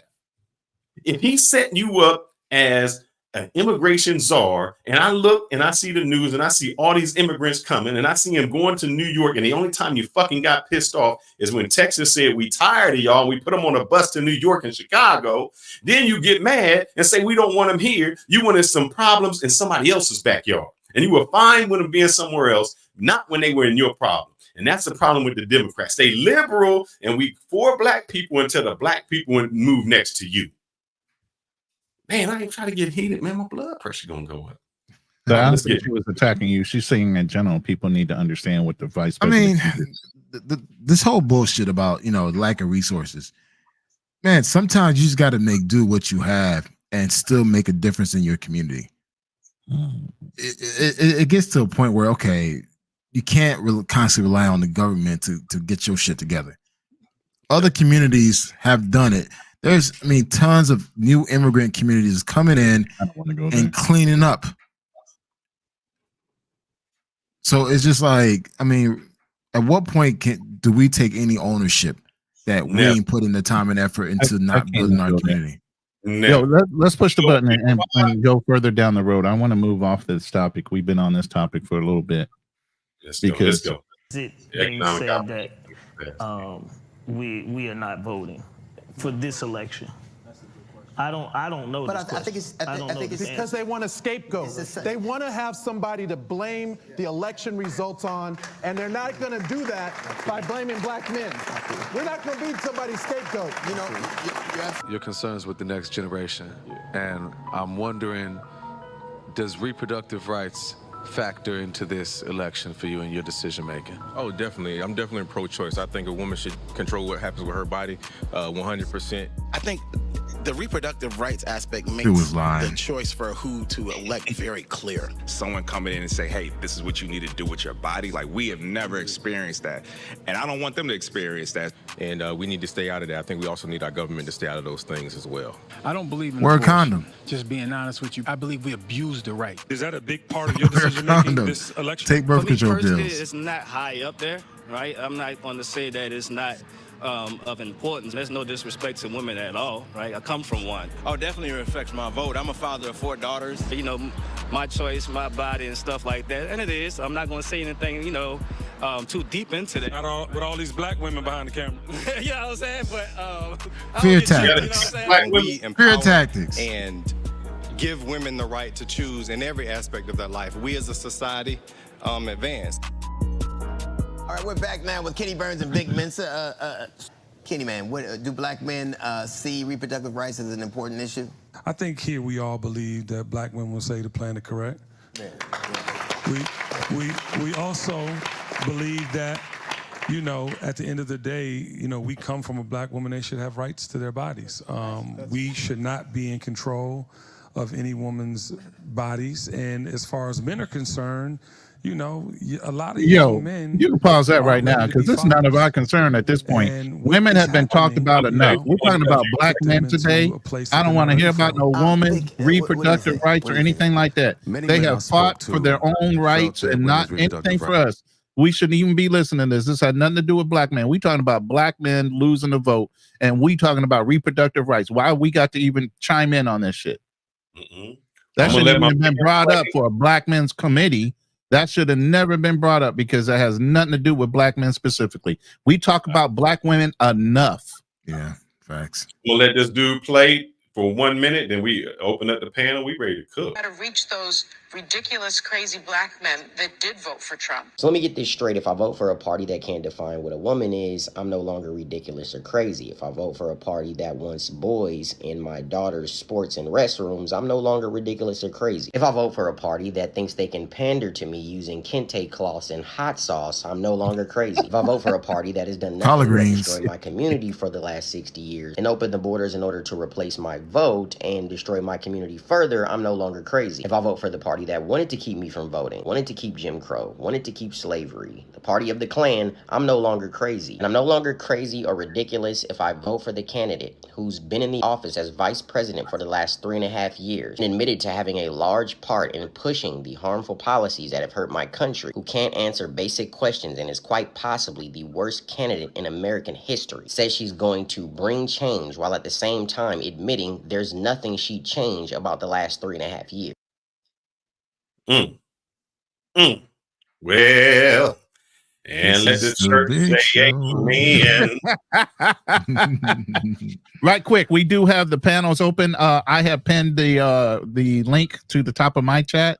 Gentlemen, I would suggest you do the same. Also, while we've been talking, I had a poll going since the first hour and 45 minutes. 28 people answered, and the poll said, are you or have you already voted? Of the 28 people that actually chimed in, 53 of them have, and 46 of them, or 46% said no, they're not going to vote. Ooh, wow. At least here's what I say, brothers. If you feel that you do not want to vote for president of the United States, okay. But look, every judge that you vote for, something happens, they're going to be ruling. Every school board member that is going to be dictating what your kids read or do, you got to vote for them. Every proposal that says, hey, either we're going to raise your taxes for schools or something, you need to vote for that. So if you're not voting for anything on the national level, please go in and vote for things on your local level. Facts. Doesn't have to be just about the president. Mm-hmm.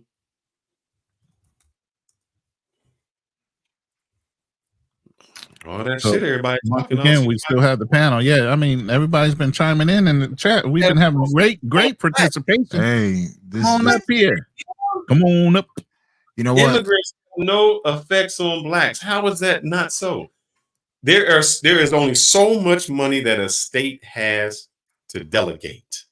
If a state, why would New York say we broke? We don't have any money.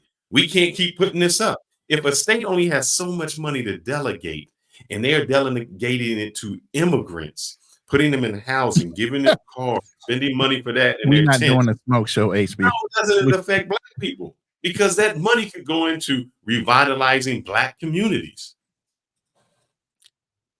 That is Janice, I'm sorry. That might be the stupidest thing somebody has said, and we're dumber. Oh, Lord Jesus. Janice, by the way, the link is in the chat. You can come up. We all migrated here because oh Lord.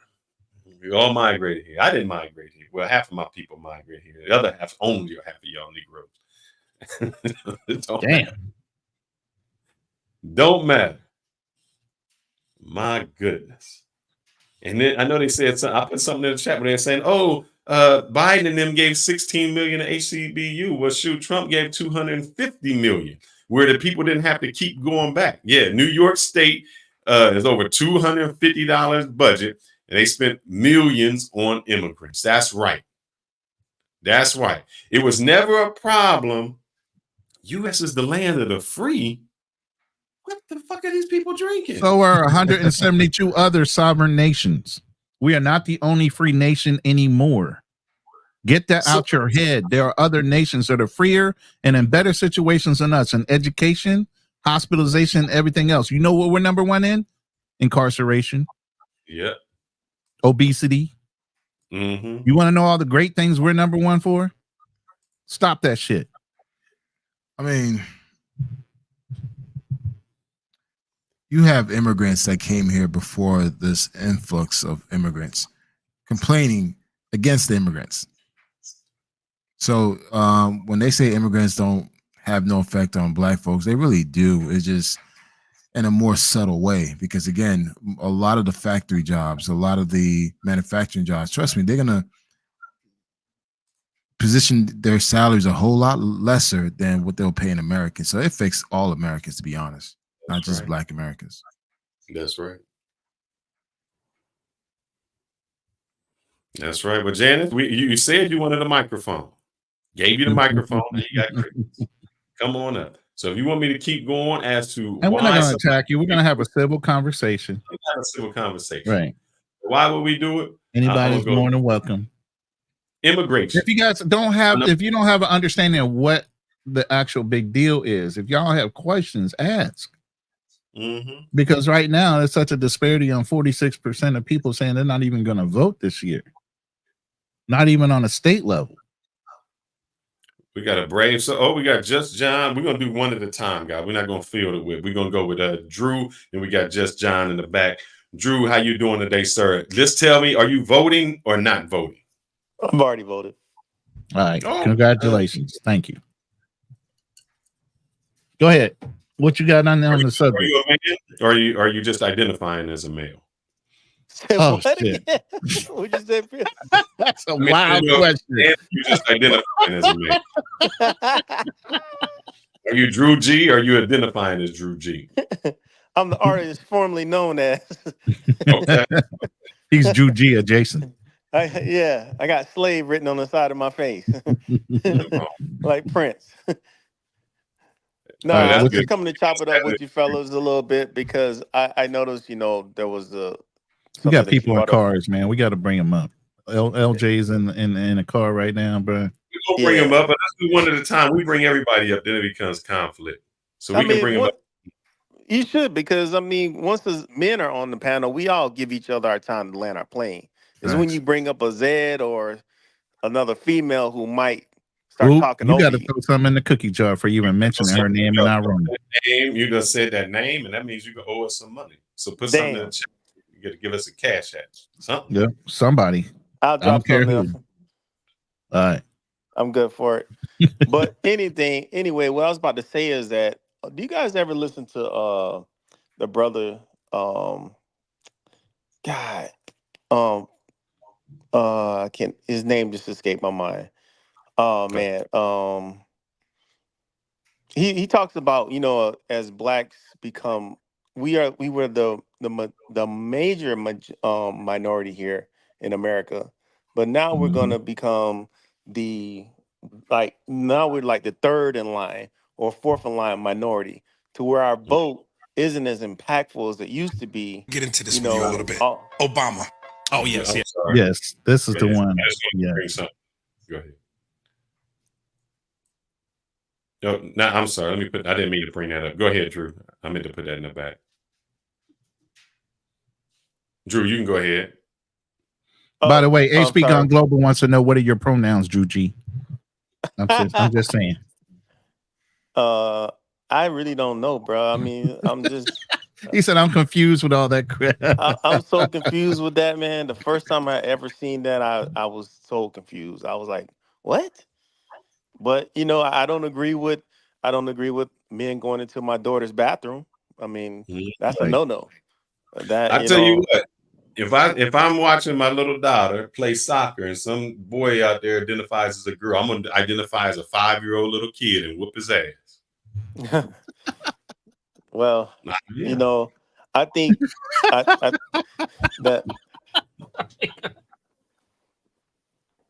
that's wild there, Fearless.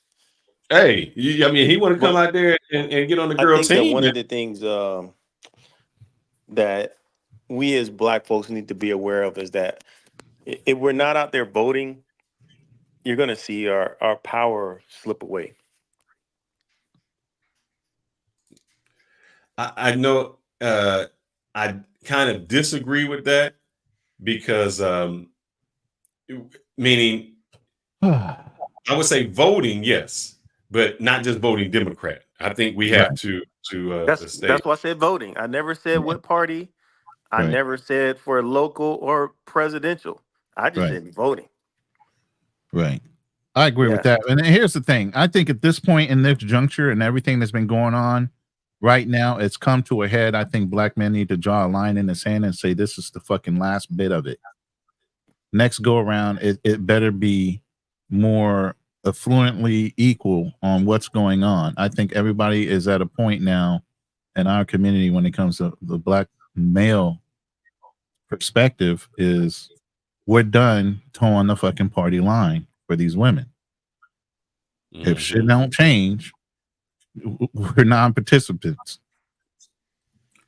Can I play something real quick? Because this is for Janice. Janice says, why haven't any of you responded about the Project 2025 and how it will reflect? Well, let's see. I found something. Washington, this is what he says about Project 25. So I like to hear from the horse's mouth. Conservative, he's involved in Project, and then they read some of the things, and they are extreme. I mean, they're seriously extreme. But I don't know anything about it. I don't want to know anything about it. They wrote a document that many of the points are. Said he doesn't want to know nothing about it. Now. He does know about it. Word. I can only take the man at what he says. But I sent you a document. I sent you a video with the old guy that used to be an economics guy for the country, and he dispelled that the guys that wrote the 2025 policy were actually at the Trump compound in Florida multiple times. So how could that be that he doesn't know when they're there writing it with his people?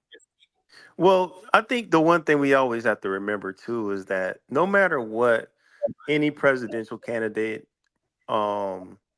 they promote or what they make suggestions or things they're going to do, it still has to pass the House and the Senate It still and has Congress. to go through. Yeah. It's got to go through those, and there are a lot of false promises that are made on the campaign trail. We've seen it for many years that are never fulfilled. They just, things get wrapped up, things get misdirected, wars happen, budgets get reallocated, and who knows what's going to happen in these next 4 years. We're talking Very true. 2025. They're already two fronts going on with Israel and Palestine. You got what's the other Ukraine and Russia. So, and then there's a 2027, they say possibility China and the US. So a lot of things are going to get shifted. A lot of promises that have been made are not going to be fulfilled. Project 2025, I don't know that, I think people get into these think tanks and they talk a lot and they say all these good things and buzzwords, but a lot of it just doesn't come to fruition, let's be honest. Well, some things, at least they talking about it. I'll give you an example. Trump is saying he wants to end birthright citizenship. I agree. There's no way that you come from China on you pregnant, you 9 months pregnant, you get on a flight and all of a sudden you land here just to have your kid, and all of a sudden your kid is a citizen, or you cross the border because you're pregnant and you 9 months and all of a sudden your kid is a citizen and we got to take full care of your kid. No, I do not agree with that, because you can't do that in any other country. I can't go to China, have a kid, and call myself Chinese. So some of that, is just crazy. I never heard them say it. And if they wanted the Democrats wanted to do something about immigration, they haven't done anything about it. What have they done to stop? Stand by, True G. We're going to bring up Just John because we want to rotate you guys in and out. Yeah. Yep. Just John, what's you good, up, brothers? What's going on, man? Yo, what's going on, Ronan? Fearless, as always, it's a pleasure, man. Black Man Travels, likewise. Ronan, always great talking to you guys. So it's interesting that you guys are having this debate or this sort of topic. You actually made me pull out an old textbook that I had, because I did actually take quite a few political science classes. Nice. So I opened up to this section here, and the title is The Division of Powers in the Federal System. So if you guys don't mind, I'd like to read a piece of it. Go ahead. 30 seconds or less. Go ahead. Read fast. All right. So in the national powers, which are delegated powers. Their job is to declare wars, make treaties, and conduct foreign relations, coin money, regulate interstate commerce, commerce with foreign nations, raise and support armies and navies, create courts inferior to the Supreme Courts, make laws necessary and proper to carry out the above powers. Okay, so that's at the national level, right? So your Mhm. sort of federal law. Then comes the reserve powers, which is for the state laws. And so your state powers is which is to draw election district lines and conduct elections, conduct interstate commerce, create districts for local rule, exercise police powers to protect health, safety, morals, and public welfare, ratify amendments to constitutions, and exercise powers not delegated to the national government or prohibited to the states. So, that sort of thing that I was talking about earlier, which is certain laws trumping federal law. And Right. then you have your concurrent powers, which is taxes, public health, auto safety, roads, commerce, judicial systems, and borrowing money, right? Which both have the ability to do at the federal level and at the state level. Nice. Meaning, but here's the thing. It doesn't matter what your state law is, you're still gonna pay them federal taxes. Federal taxes you're No, gonna pay. of course. But for example, the federal government can't come in and say there's only going to be one type of tax, which is the federal law, tax, Right. because The then states all have the their own state rules. governments would have to agree to Yes. that Yes, because both states have different federal definitely are. laws. Right. Plus, if the federal government wanted to come in and do that, they would have to make some kind of deal where they're gonna, finance the state for whatever their needs are, because that's how the state pays their gets their money in order to rebuild roads and all the other things that need to support the state. So, federal government, unless they want to adopt the debt of the state, they would not come in and do something like that. Right. So I did actually, and maybe this was such a horrible thing for me because I did actually write, I believe it was like 10 pages long of the Trump presidency while I was taking my political science class, which is sad Mhm. because I forgot like 90% of it pretty much. I have it in some old That file shows on you my how important computer. it was once you got done. Yeah, I mean, I'm not saying everything's positive about Trump. And to be fair, nothing's positive, in my opinion, about these two political parties. Exactly. And neither are the third parties because we've seen examples of this, like the Koch brothers, who were actually caught funding some of these third party candidates. So guys, none of these politics are behind your back. There's a lot of money inside the system. Oh, brother, the Um, reason we will not stop or will always support that lighter persuasion in the Middle East is because of APEC, all the money that's involved. My thing is to get money out of politics altogether. Stop all the lobbying, stop all of that. Then you get so much amount to run a campaign. You can't take any lobbying money. You can't take any of that stuff. Then we go fair. When you take money out of it, it's just like this, John. If I say, look, man, I'm gonna give you $1 million, and you yeah, need I'd that do a next lot for that million. million. Exactly. Juji has paid this debt for bringing up the person's name that didn't need to be. So thank you, Juji. Well, but just to make this, short and quick, I just wanted to say that, to give the audience a little bit of, a little bit of knowledge about the differences between state powers and federal powers. Right. I have my own opinions about these two politicians. You know, um, there's a little bit that I do remember of what I wrote in my essay. Like, for example, when what we notice about Trump was that in his previous, when he was in power, um, he followed a lot of Reaganomics, right? Which the idea of Reaganomics is to cut taxes above, and then it'll sort of trickle down to the bottom, which historically just Yeah, doesn't we work don't as a believe in system. trickle down. We don't believe in trickle down economics. Doesn't work. It's just peeing on the Exactly. poor. Exactly. So that's just to sum it up. I'm not stopping anyone from voting. I don't vote. It's a win-win for me because I don't gotta choose. I don't gotta choose the lesser of two evils. And then if a woman wants to give me some ass and she asks me about who I vote for, I can just tell her I don't vote. So I win. Okay. Okay.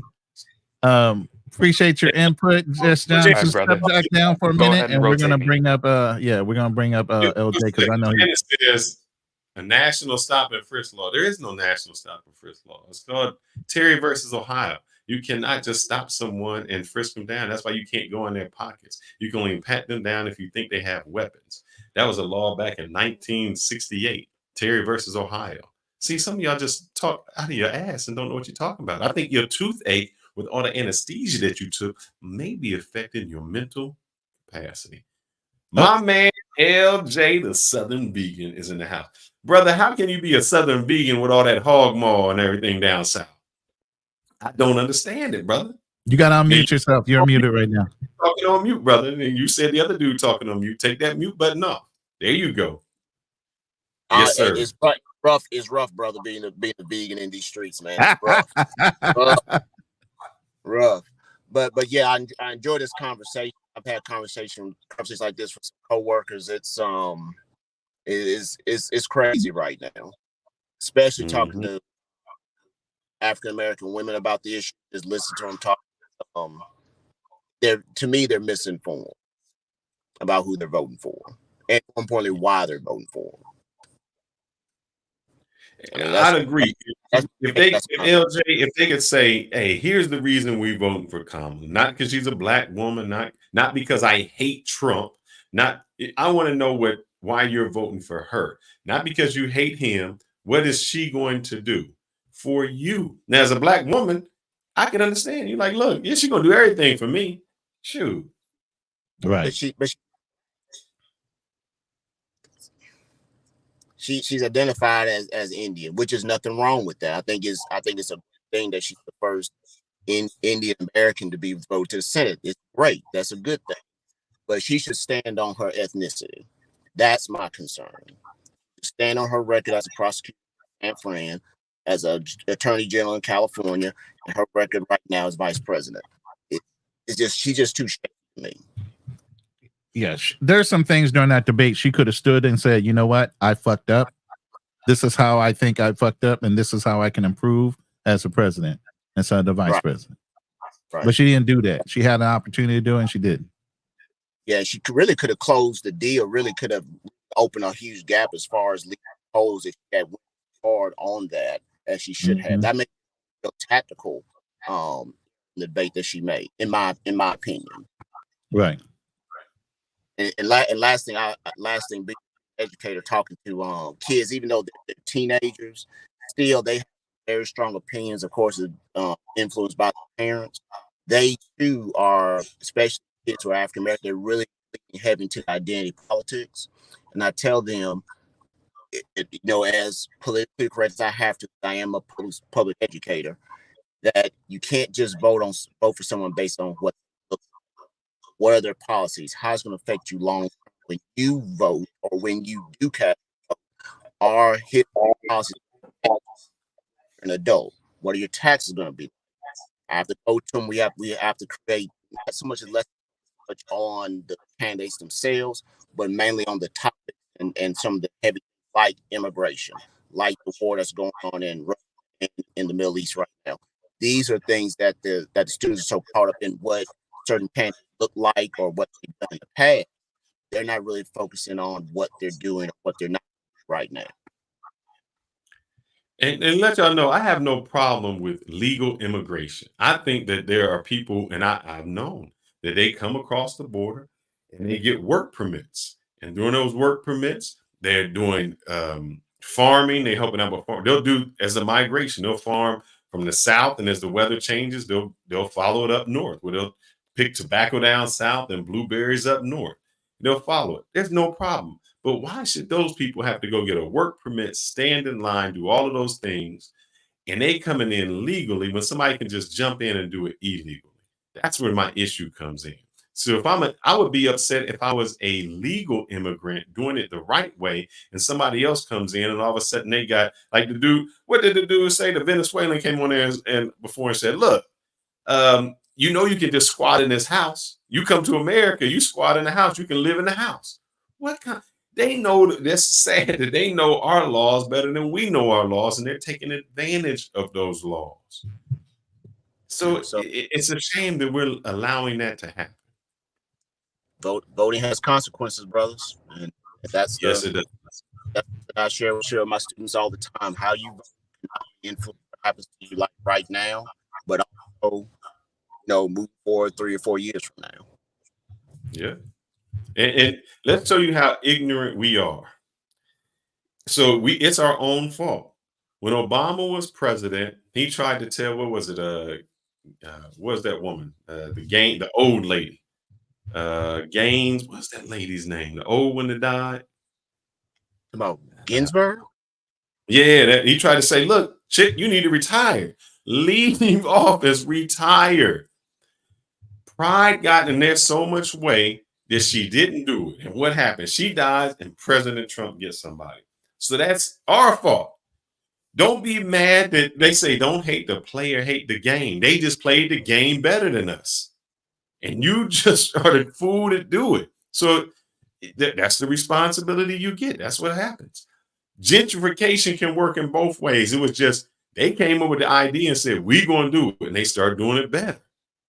Right. Don't be mad. Hey, better. Let me read this super chat real quick. It's a good friend of mine, man. He's a Marine. The real Kofifi. He says he's going for Donald Trump all day. $10 super chat. Appreciate you, Real. Appreciate you, brother. I hope you're doing well. It's another one of my Marine buddies, man. We're real close. I've known him for like at least. Kofifi is a word. Trump said it. Trump said it. That's why he used it, right? That's why I knew exactly who he was when he used that. That's awesome, brother. Hey, look, I'm gonna log off and take my son home. He just came from the gym, put in some work. Take it. All right, bro. Just make sure you vote tomorrow. Whoever you're voting for, just make sure you at least vote for your local. Yes, so we appreciate it. All right, brother. Drew, you here? What else you got to say, Drew? We got some people in the chat. Let's see. Yo, have you guys ever listened to Dr. Claude Anderson at all? Yes, I have. Good man. Good man. I like Dr. Claude. I enjoy what he says and agree with him sometimes. That's what I'm saying. I think a lot of what he's speaking to us, especially as black voters and actually, even black men on how we're voting, I mean, it's facts. And it's going to be sad to look back at, someone like that, may pass away later on down the line and then say, man, I wish we would have really followed through with some of the stuff that he was trying to tell us. Because I really do think he's telling us some facts. So Janet says she does not respect us because we have not educated ourselves on Project 25. Here's the thing. It doesn't matter what someone says. Look, Trump said he was going to build a wall and he didn't. So I know a lot of times they just pander to whomever. So it doesn't matter what they put up. It matters what can get done. Right. That's what it is. To me, Fearless, that sounds like an invitation for someone to pull up on the panel like herself and educate the audience. Yeah. Well, she said she can't because she got a tooth pulled. Probably using Obamacare. Okay. Hey. Obamacare worked. And by the way, just so y'all know, hold up. Just so y'all know, I'm from the health industry. I sold insurance and stuff. So way before it was called Obamacare, it was called Romney Care. Romney had started in Massachusetts first as the trial state in order to implement it nationwide. Now, they were pushing for Republicans to win that year. Unfortunately, he did not. So again, the seated president gets to name the new policy that everybody was going to approve anyway. So the minute it gets approved, it gets switched over to, instead of the national health care system, it gets switched over to Obamacare because he's the seated president. Then the Republicans start talking all bad about it, even though the Republicans were the ones that helped develop it. That's why they can't dispel it, because they're the ones that helped come up with it. Well, initially, Ronan, it was actually called the Affordable Care Act. Well, it still is. But then it inherited, then they put the seated president gets to inherit, right? Yeah. Because I used to walk into people's houses all day long. Oh, I don't want Obamacare. I say, okay, sit down and let me go through it with you. Family of 6. He's got 4 kids, him and his wife. Went through it all and said, instead of him paying $1,700 a month, he was only going to pay $450. Do you want it now? Oh yeah, I'll take it. No shit. Stop worrying about what name is affixed to it and see if it fucking works. Yeah. You just think a lot of the stuff that President Obama put in place with the Affordable Care Act, pre-existing conditions were gone away with. You had your cancer screenings, mammograms, colonoscopy, things like that. Man, that stuff saved a lot of lives, man. Oh no, I agree. Yeah, there's no limits on insurance policies now. I remember, even with the movie that Denzel Washington was with his kid that had the heart issue. He needed a heart transplant, and he couldn't afford it because there was a limit on his medical policy. All that got eliminated. Yep. There are no limits anymore on policies. But what we do is we still don't see the whole picture of it. And I'm not upset at what he did. He did do that. But he could have done so much more, and he settled for so much less. Well, we like said that. Says, he lowered prescription cap. Hey, that you was got only that video chummed up. Go ahead and run that video, bruh. I am. But that was run that video. That was only for people on Medicare, not for everybody else, because you can do everybody else. Hey, I'm a Kansas City Chiefs fan, so I'm sitting here running through this, and my Chiefs are playing tonight. So y'all know I got to be dedicated to caring about y'all, because I would be in here screaming up a storm at my team, and it's already going close to halftime right now. So you're only going to go about 15 more minutes. Drew said Republicans are liars. Bush Sr. said, read my lips. No new taxes, and he did. And I responded, said, I do not have relationships with that women. And we know what he was doing under the cabinet. So they all lie about what they do. But let's see what we're going to end on. Let's hear from RZA. Oh, RZA. Yeah, let's hear. Let's hear from RZA. This with you a little bit. Obama. Oh, yes. Do you or do you not take the stance? He didn't do nothing for black people.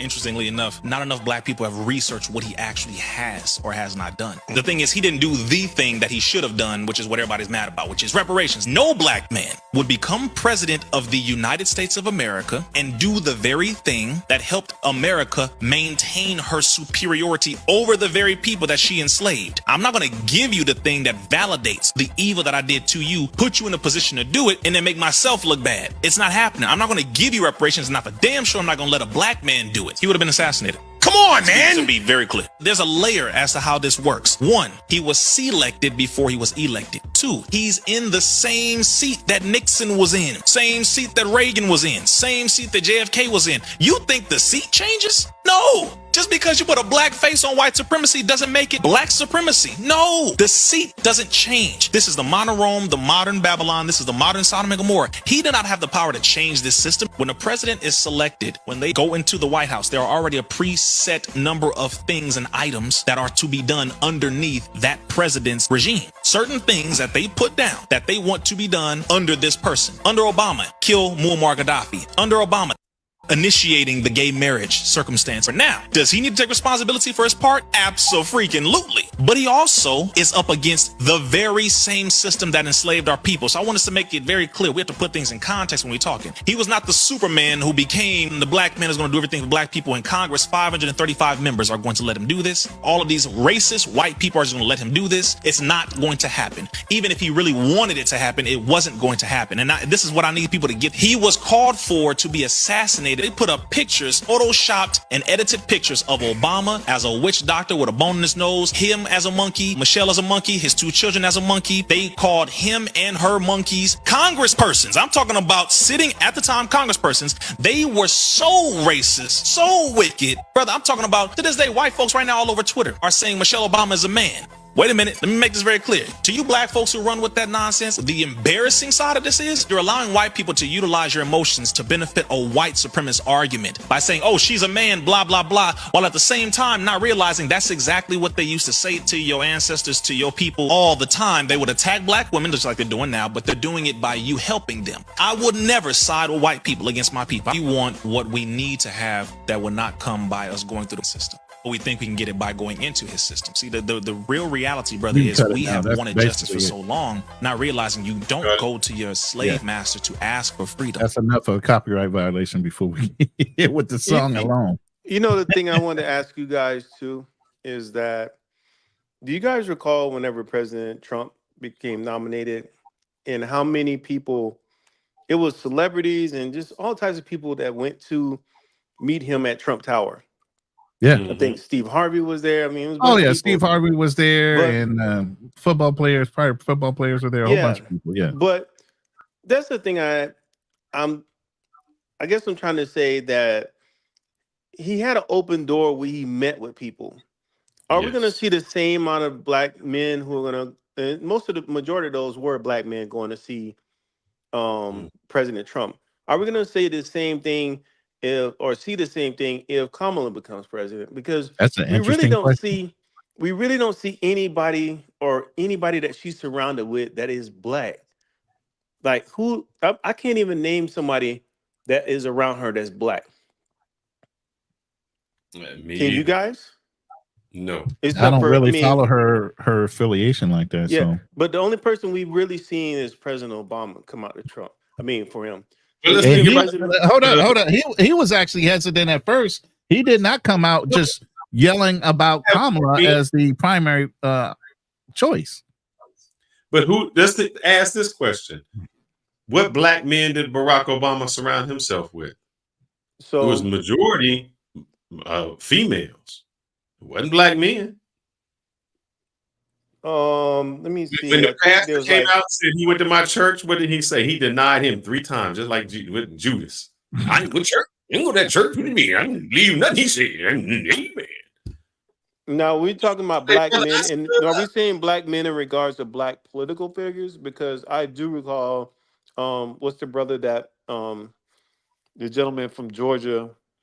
I can't think of his name. He passed away a few years ago. He was a senator. He marched with Dr. King. He marched across the Edmund Pettus Bridge. So you talking, but those are just congressmen. You have to surround yourself with the Congress and the Senate. Okay, so who are we talking about? When we say Like surround ourselves, President Trump surrounded himself with Timothy Scott. He black, but that's Congress. But I mean, when I guess when we say that, who do we say surround ourselves with? Are we saying surround ourselves with black celebrities? Are we saying Outside people? Outside, for instance, if you say Trump, even though you may not like him, Trump listen to people. So say, what's her name? It was that pastor Kim Kardashian comes in and says, "Hey, you know, there's some black people out there. This one grandmother been in jail. What you should do? You know what? I'll listen to you and maybe I'll make a change." Yeah. Matter of fact, what's Van? That. Obama did that. I don't want to stay on my. Van Jones said. Go ahead. No, Van Jones came in and said, you know, when they wanted to get the what was that called, the crime bill, the First Step Act, that he came in and listened and said, "Hey, let's do it. I have no problems in doing that." So he listened to people. I would say that there was probably plenty of people that we weren't aware of that went into that house and spoke to him on a private nature. But unlike here's the biggest thing about Trump, and the worst thing I hated about him being in office. Every goddamn day he had to be in the media. Every goddamn day there had to be something said about goddamn Donald Trump. Every goddamn day, 3 to 4 goddamn times a day, it was Donald Trump, Donald Trump, Donald Trump. Damn. I ain't never seen a president want to be in the media so much in my life. A lot of people are low key. A lot of people are stoic. A lot of people don't want to be in the media like that. But this guy, that's the only thing I dread if he wins the office. Oh my God. Ronnie, he wasn't a political figure though. That's why he's more a media guy. He's more like, hey, I gotta be in the media. This is how you get things done. He understood publicity, in that there's good and bad publicity, and it can be free. So he was creating publicity. Oh, he was getting it free anyway. He was the president. Anything that he said or did, it was going to be instantly televised. Right. But we got a young man on the panel right now, the Homies Hub. He's new to the YouTube streets and making some noise up here. I like this brother. So what you got on the subject, Homies? I think this is a really good conversation, and I like that we're actually diving into like, you know, like the policies and some of the bills that people are proposing and people are signing. And right now we're having the same conversation right now in the Discord currently live as to who benefits who more. And I think the thing why a lot of black men are not siding with Kamala Harris is because we see that her, as well as Biden, are pandering to black people when it's election time. But when they actually are in the seat that they're pandering for, they're not putting as much energy and as much effort to actually benefit black people. And I think that in itself should tell you the kind of people they are. Like when you compare what both of them are proposing they're going to do, both Donald Trump and Kamala Harris, the main thing she holds over Trump is what she's trying to do for black people. But in the 4 years that she's been in that seat, she has not actually executed or even really proposed much. Versus the first couple weeks Joe Biden was in office, there was immediately legislation to help the abuse that was happening to Chinese people at that time. I don't know if you guys recall that. Oh yeah, we recall it. Yeah, they were, you know, they were. We had the anti-lynching bill in the Senate for a long time, and Right. the Chinese people got harassed over, you know, the pandemic, and all of a sudden their laws got passed quicker. Right. And our anti-lynching bill has not been passed yet. Right, and it's not that people are thinking that Trump is for black people, but in fact, I think Trump is for himself. But in his selfishness and his ambitions, black men indirectly benefit, right? Because he's trying to keep a lot of things in-house, and a lot of the stuff that he's proposing is going to directly impact in a positive way the whole economy, versus Kamala Harris is not necessarily proposing anything that's focusing on that. I mean, forgivable loans instead of grants, though I understand it's to try to hold some level of accountability for, you know, black men and the black women. You know, she even proposed it during the interview like it was specifically for black men, but then later on when you uncan that, it's actually benefits and it's for more than just black men. It's more than just black men can apply. The key word she used was other. Others. The minute she opened that door, it said other. That means it wasn't just for us. Right. So there's a lot of pandering that's going on, and it's just not really trustworthy. And for me, you know, I kind of stopped doing this during the pandemic because I saw how all these social platforms were banning people for saying the truth. But I had dived a lot into Joe Biden's his actual work that he's done as a politician, and then I dived into Kamala Harris, and I don't think somebody building themselves up by writing bills, signing bills, proposing bills to incarcerate more black people for crime is suddenly now just having a change of heart when they built their entire political career, their political social circle off of doing these things. Versus Trump is exactly who it is that he says he is. So for me, I would rather the snake that I know is poisonous than to go after a snake that is pretending that it's not poisonous, but it has a track record of killing way more people. And I think people really need to consider that. Who is better for the economy? Us as black men, we're at the bottom of the totem pole right now. So if the economy goes bad, I'll say this with Trump. No, you know, somebody in the chat called him a narcissist. Let's say that. What is a narcissist? A narcissist is a person who wants excessive interest in or admiration of themselves. That means they want to be liked. Trump, yes, is a narcissist, and he wants to be liked. So that's why he does things for black people, because I want to be liked. I want to be down. And the person that I really, when they asked Mike Tyson, like, who are you voting for? And he said Trump. And they said, Trump? The hell you vote for Trump? He said, because that was the only dude when I went through this whole grape thing that I was going through that still let me go to his Coliseum and fight. He didn't hold it against me. He defended me. So y'all keep saying somebody racist. And he's like, no, he wasn't racist to me. He was there for me. He wanted to be liked. Yeah. Yeah. Yeah, I agree with you. And one thing, Fearless, I think you and Ronan brought up. You were early in the conversation. You were talking about like the degradation of some of the black neighborhoods. A lot of the degradation of these neighborhoods, and I think Ronan could probably speak to this because I've heard this before. Is that at one time in Baltimore there was a major sugar manufacturer there, and that sugar manufacturer, those jobs went away. And at one point in time, that part of in Baltimore, that was a good area to live in. Yeah. And I think many of the things that we have to go back and think about is that in the early '90s, Clinton got, once he did the NAFTA thing, that's was the rise of China. They started manufacturing, they started taking American jobs away out of the United States over to China because it was cheap labor. Those were black jobs, factory jobs, black, white, Hispanic, whoever who was in the country.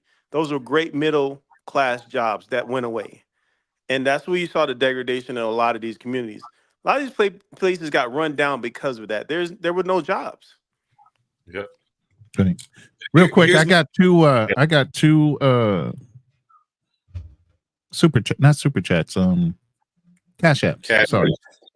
$5 cash app from D Ward. Appreciate you, brother. Thanks for the podcast. And then I got one from T Mac, and it was for $10, and it's simplified, brother, because he's a fellow Marine. I appreciate the damn, I can't even say it.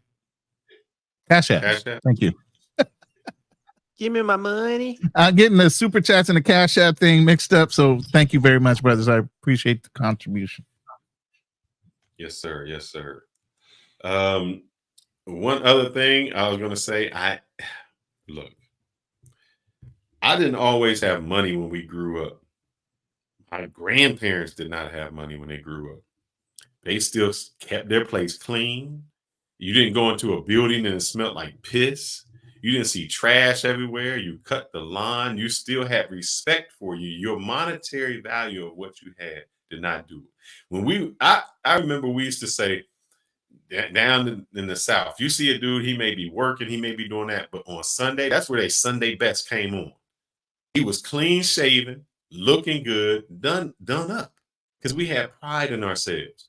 So just because you're poor does not mean your building has to smell like piss, that you got to be run down, that you got to have things wrong. That's an excuse to me. I don't understand that mentality. That's a poor person's mentality. Let me bring Just John up too also.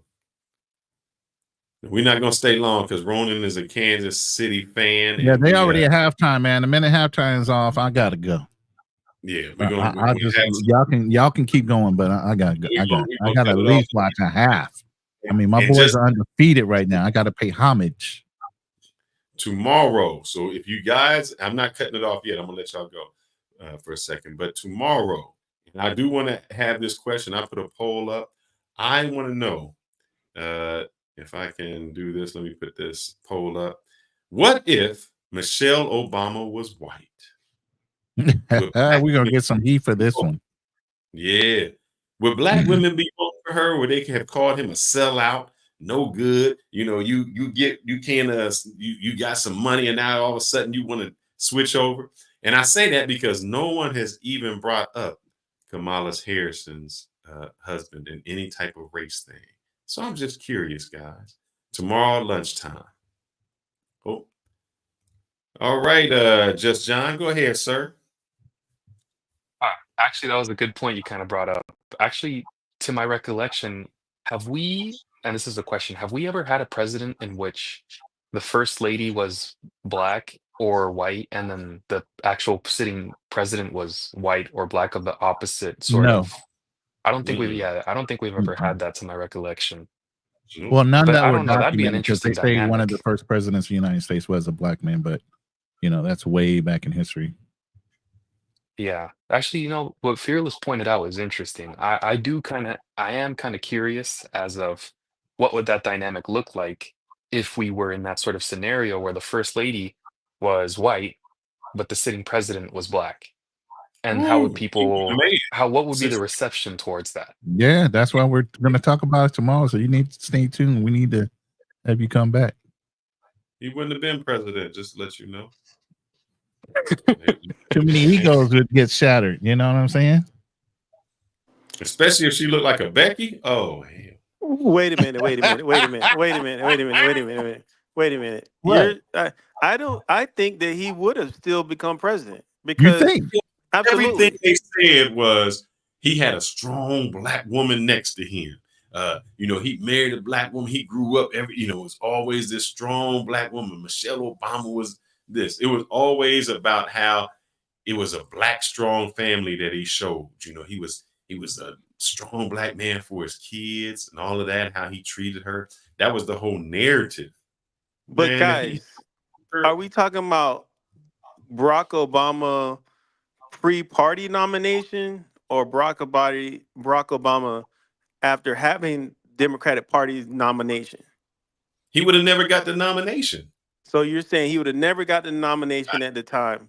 Nope. Not so. I disagree. Hold up.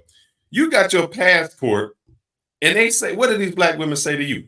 You going out of town, out of the country to get you a little Latina, some little Thailand girl, because you can't handle us. Yeah, but but Fearless, that's in the past 4 years, brother.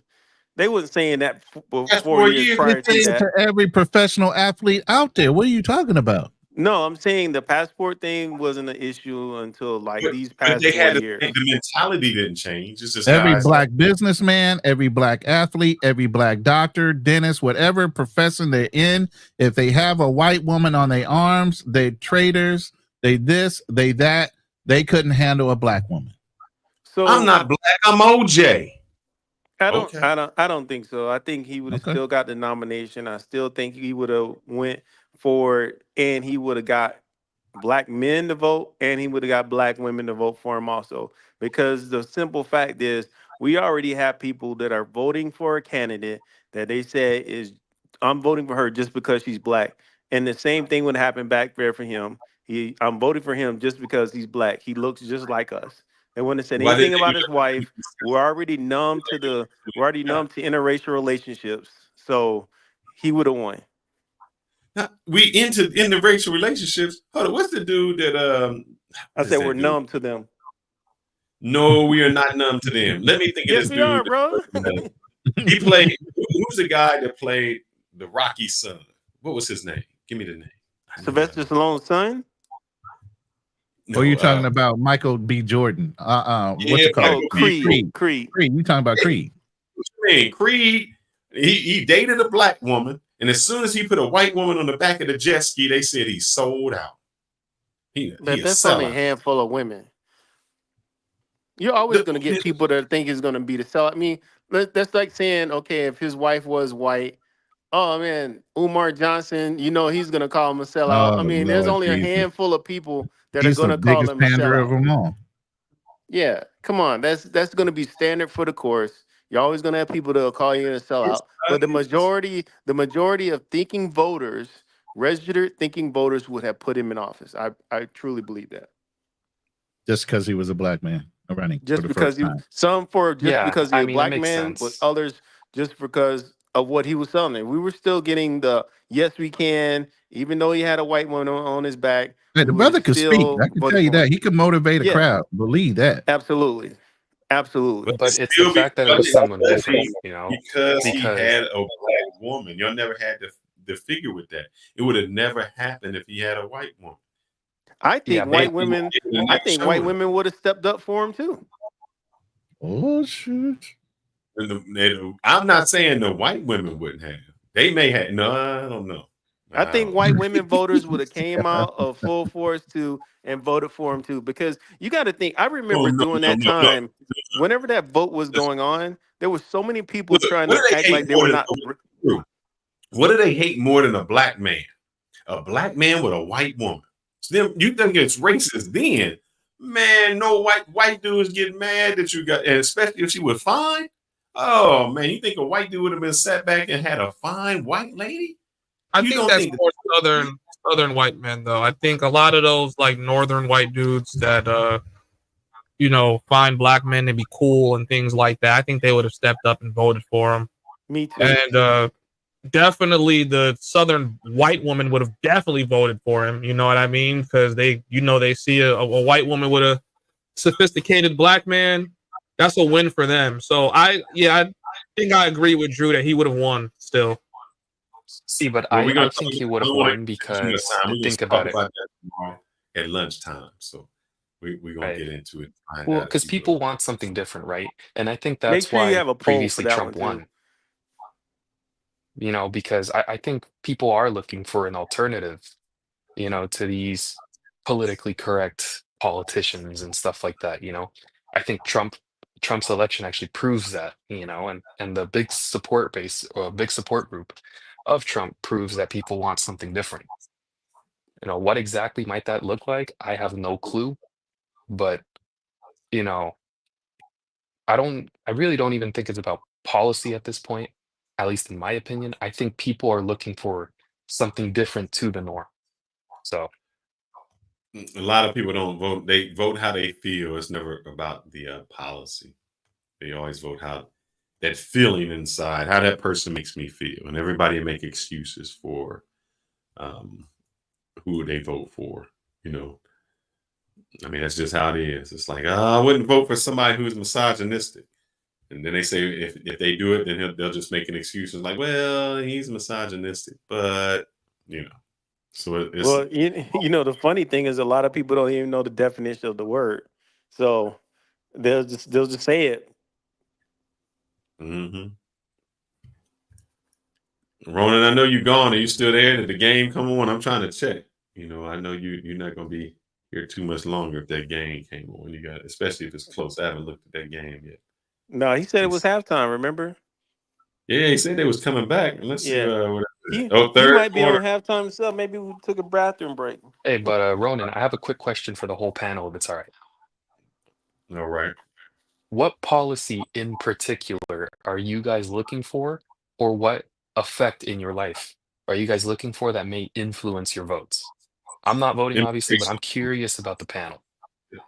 I can tell you immigration, green cards. I think that, you know, I have people that have come in and worked, and it's sad that we are losing a lot of talented people who have gone to our colleges, who have spent a lot of money, and then we send them back to wherever they came from so that they can build up their own country when we should be keeping them here since we've educated and put things to.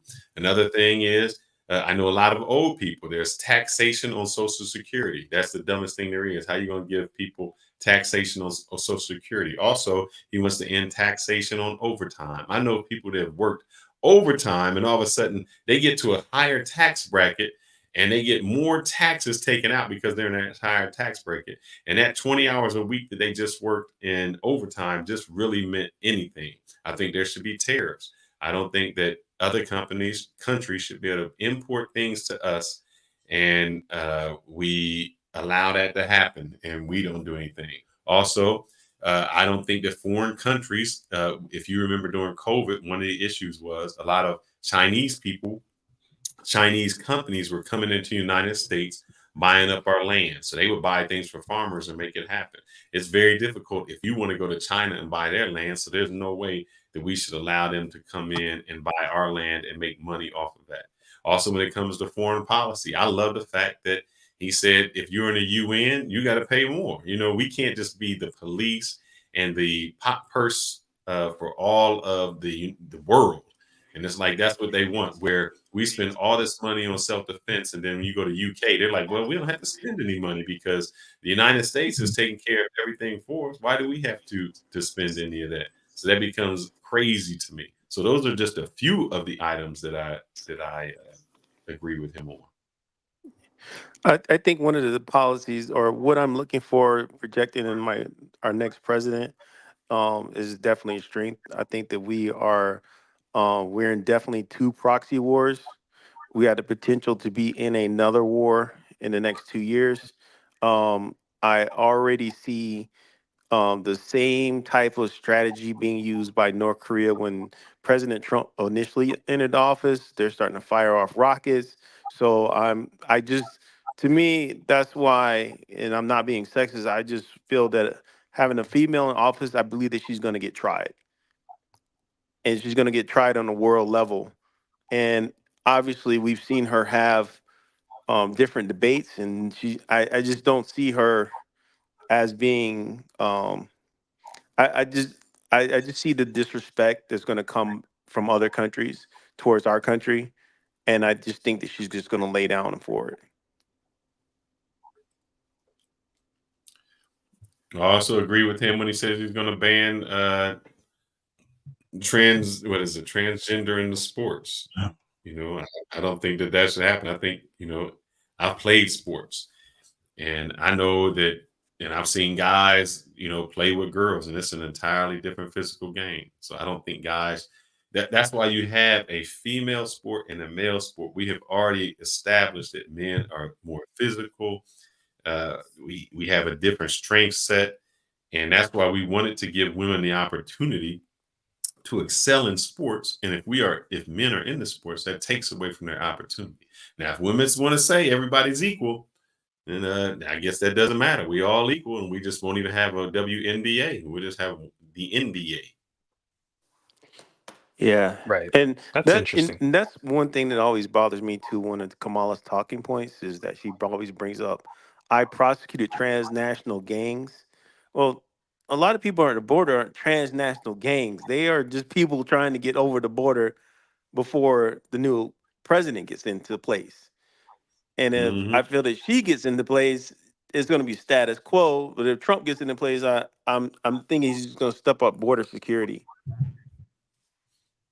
I hope that would be it. I mean, there's some things that I don't agree with him when it comes in. You know, I believe that there is a climate change. And I think that is one issue that happened and was a failure when Bush was in office. So if you guys, I don't know how old you are. What was a failure? In 2008, when there was a big crash of economics, one of the things that happened was gas went skyrocketing. So prior to that, what Clinton tried to do is put some regulations in that would have us more fuel efficient. Bush came in and said, F all that, we can do whatever we want. And if he was an oil man. He wanted everybody to sell their oil overseas and maximize their profits. So if you remember at that time, that's when we had the Hummers and all of these big cars. Well, when the crash happened, what happened? Gas was like $6 a gallon. Nobody could afford it.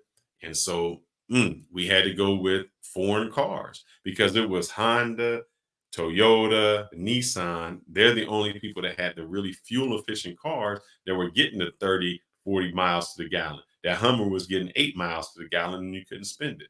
So I do think those policies, when you talk about global warming and things like that, I disagree with him on. Yeah, I do believe that the pre-existing, but he said he was going to take it away from some years, the pre-existing. I like what Ronan said. Or sorry, I like what you said, Fearless, because I feel like it's a bad thing when all people do is say good stuff, but they never say what they feel is negative. You know, so it proves that you guys aren't trying to appease the audience by saying Trump's the best and everything. And you know, because if you look at our thing, I left the boxes open for who you're going to check mark. So right, because I feel like, you know, while I don't vote because I think both candidates really don't suit what I want to see in our economy. You know, because everybody has different things that they look to vote on, right? So some people, like me personally, if I were to vote, which I'm not going to, I would vote for whoever has the bigger infrastructure package. And that's because actually when I was studying this in class, I believe it was for every dollar spent on infrastructure, it returns $1.5 to $2 in tax revenue, which would lead to budget surpluses. So, and But plus you can't infrastructure is very strong at creating jobs, etc.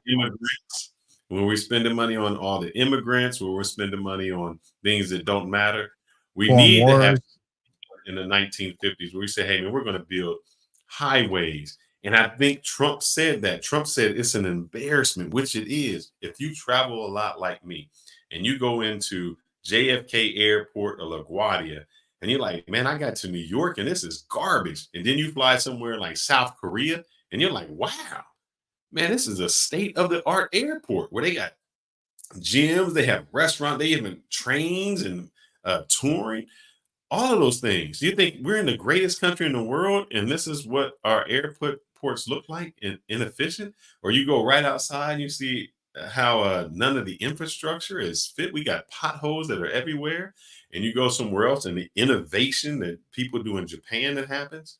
I totally agree with you when it comes to that, and that takes a strong federal government to do that.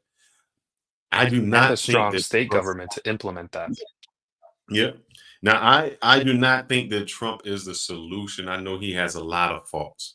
My issue becomes this, and I gave this analogy at the beginning of this. I said, if you've ever dated a girlfriend or you've been that boyfriend, and all of a sudden y'all broke up, and you say, look, I know I messed up. I promise I'm going to do good the next time. And the girl says to you, well, why didn't you give me all the attention and all that when you had me?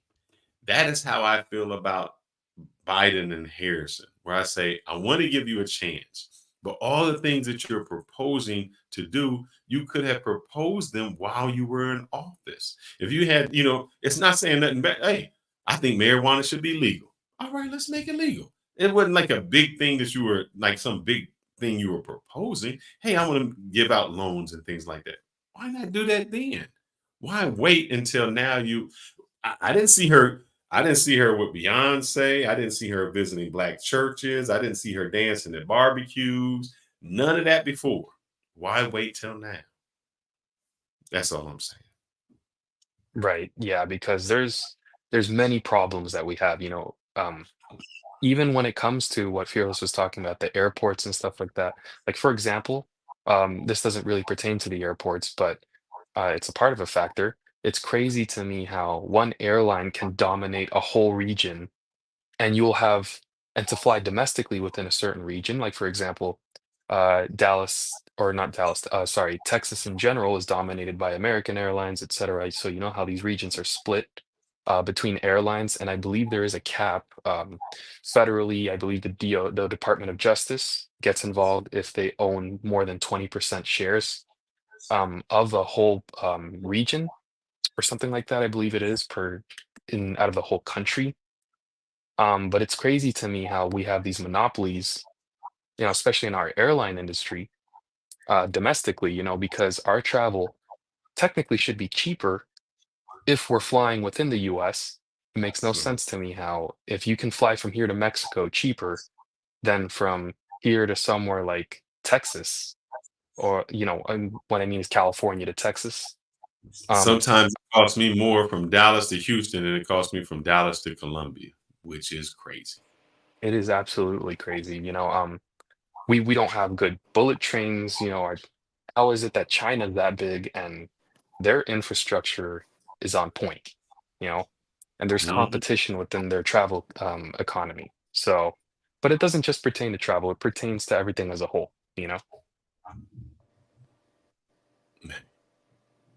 Well, guys, we're not going to go too much further. I'm looking at the game. It is 14. Ooh, they losing, bro. 14-10 in favor of those Buccaneers. It is in the third quarter, and I know. See, I'm suspicious, and I'm superstitious, and I'm not watching my team right now. But we're a second half team, so I'm not too worried. We're within striking distance. It's okay. We got to let Ronan go. We're going to end this chat. Guys, we greatly appreciate it. Now, Just John, Homie Hub, Drew, all of y'all, we have 3 guys on here who have YouTube channels. So please make sure you subscribe to us all. Guys, put your YouTube channel in here. Let me put mine. Actually, I don't have a YouTube channel. I'm actually against that for me personally. Not yet, but the Homies Hub has a real good YouTube channel. Like I said, he's young in the game. You guys go out and support him. He doesn't lie about travel. He actually puts out the truth, which I condone. So definitely support the brother. Our channel is what I'm saying, Ronan. I'm sorry. Yeah, for the Homies Hub, man, I can't wait to see you go into Guadalajara, brother. Yeah, bro, definitely. That is definitely on the list of things to do 2025. If not at the tail end of 2025, for sure. if you go there, please take the tequila tour, my brothers. Take not only the tequila tour, but get on the Jose Cuervo tequila train. I've done them both. Not Jose Cuervo. I'll put a video up soon. All right, guys. What we're going to say, we're going to end this, but please, tomorrow is voting day. If you have not voted early, please make sure you vote, especially in your local election. We want to do it, and please join us at noontime for would you vote for Obama if Michelle was white? Just a little something fun during the noontime. Yeah, we got a little preview. What do we have? If we can find a way to run election results tomorrow without getting flagged, we will try to do it. Yeah, we will try to do that. So, guys, by the way, I had one more poll up before I end it, and it was basically say, how are you voting now? Democrat, Republican, or haven't decided? 22% are Democrat, 28% Republican, and 50% still have not decided. Man, well, I say y'all sleep on it. Flip a coin. Do something. All right, guys. Have a good one. We shall see you on the next one. Please make sure y'all like, subscribe, and even after the video, comment. Yes. Comment. All right, brother. I'm going to end this. Is that okay? Yes, please. By all means. We're 3 hours in. We said 2. Yeah. But it was a good conversation, so that was great. It was awesome. Let me let this roll. Yo, yo, yo, welcome to the Lunchtime Special Podcast, Hit and Run, hosted by your two favorite heavy hitters, Ronan and Fearless. This is where real talk meets real life as these two powerhouses break down the latest in entertainment, travel, relationships, and finance. You know it's going to be raw, unfiltered, and straight up blunt. When these two get together, you better believe truth bombs are dropping and bars are being laid down. So grab your lunch, settle in, and get ready for 60 minutes of pure fire storytelling and hard-hitting insight on the events of today from their point of view. Buckle up, folks, sit down and grab your lunch. It's about to get real.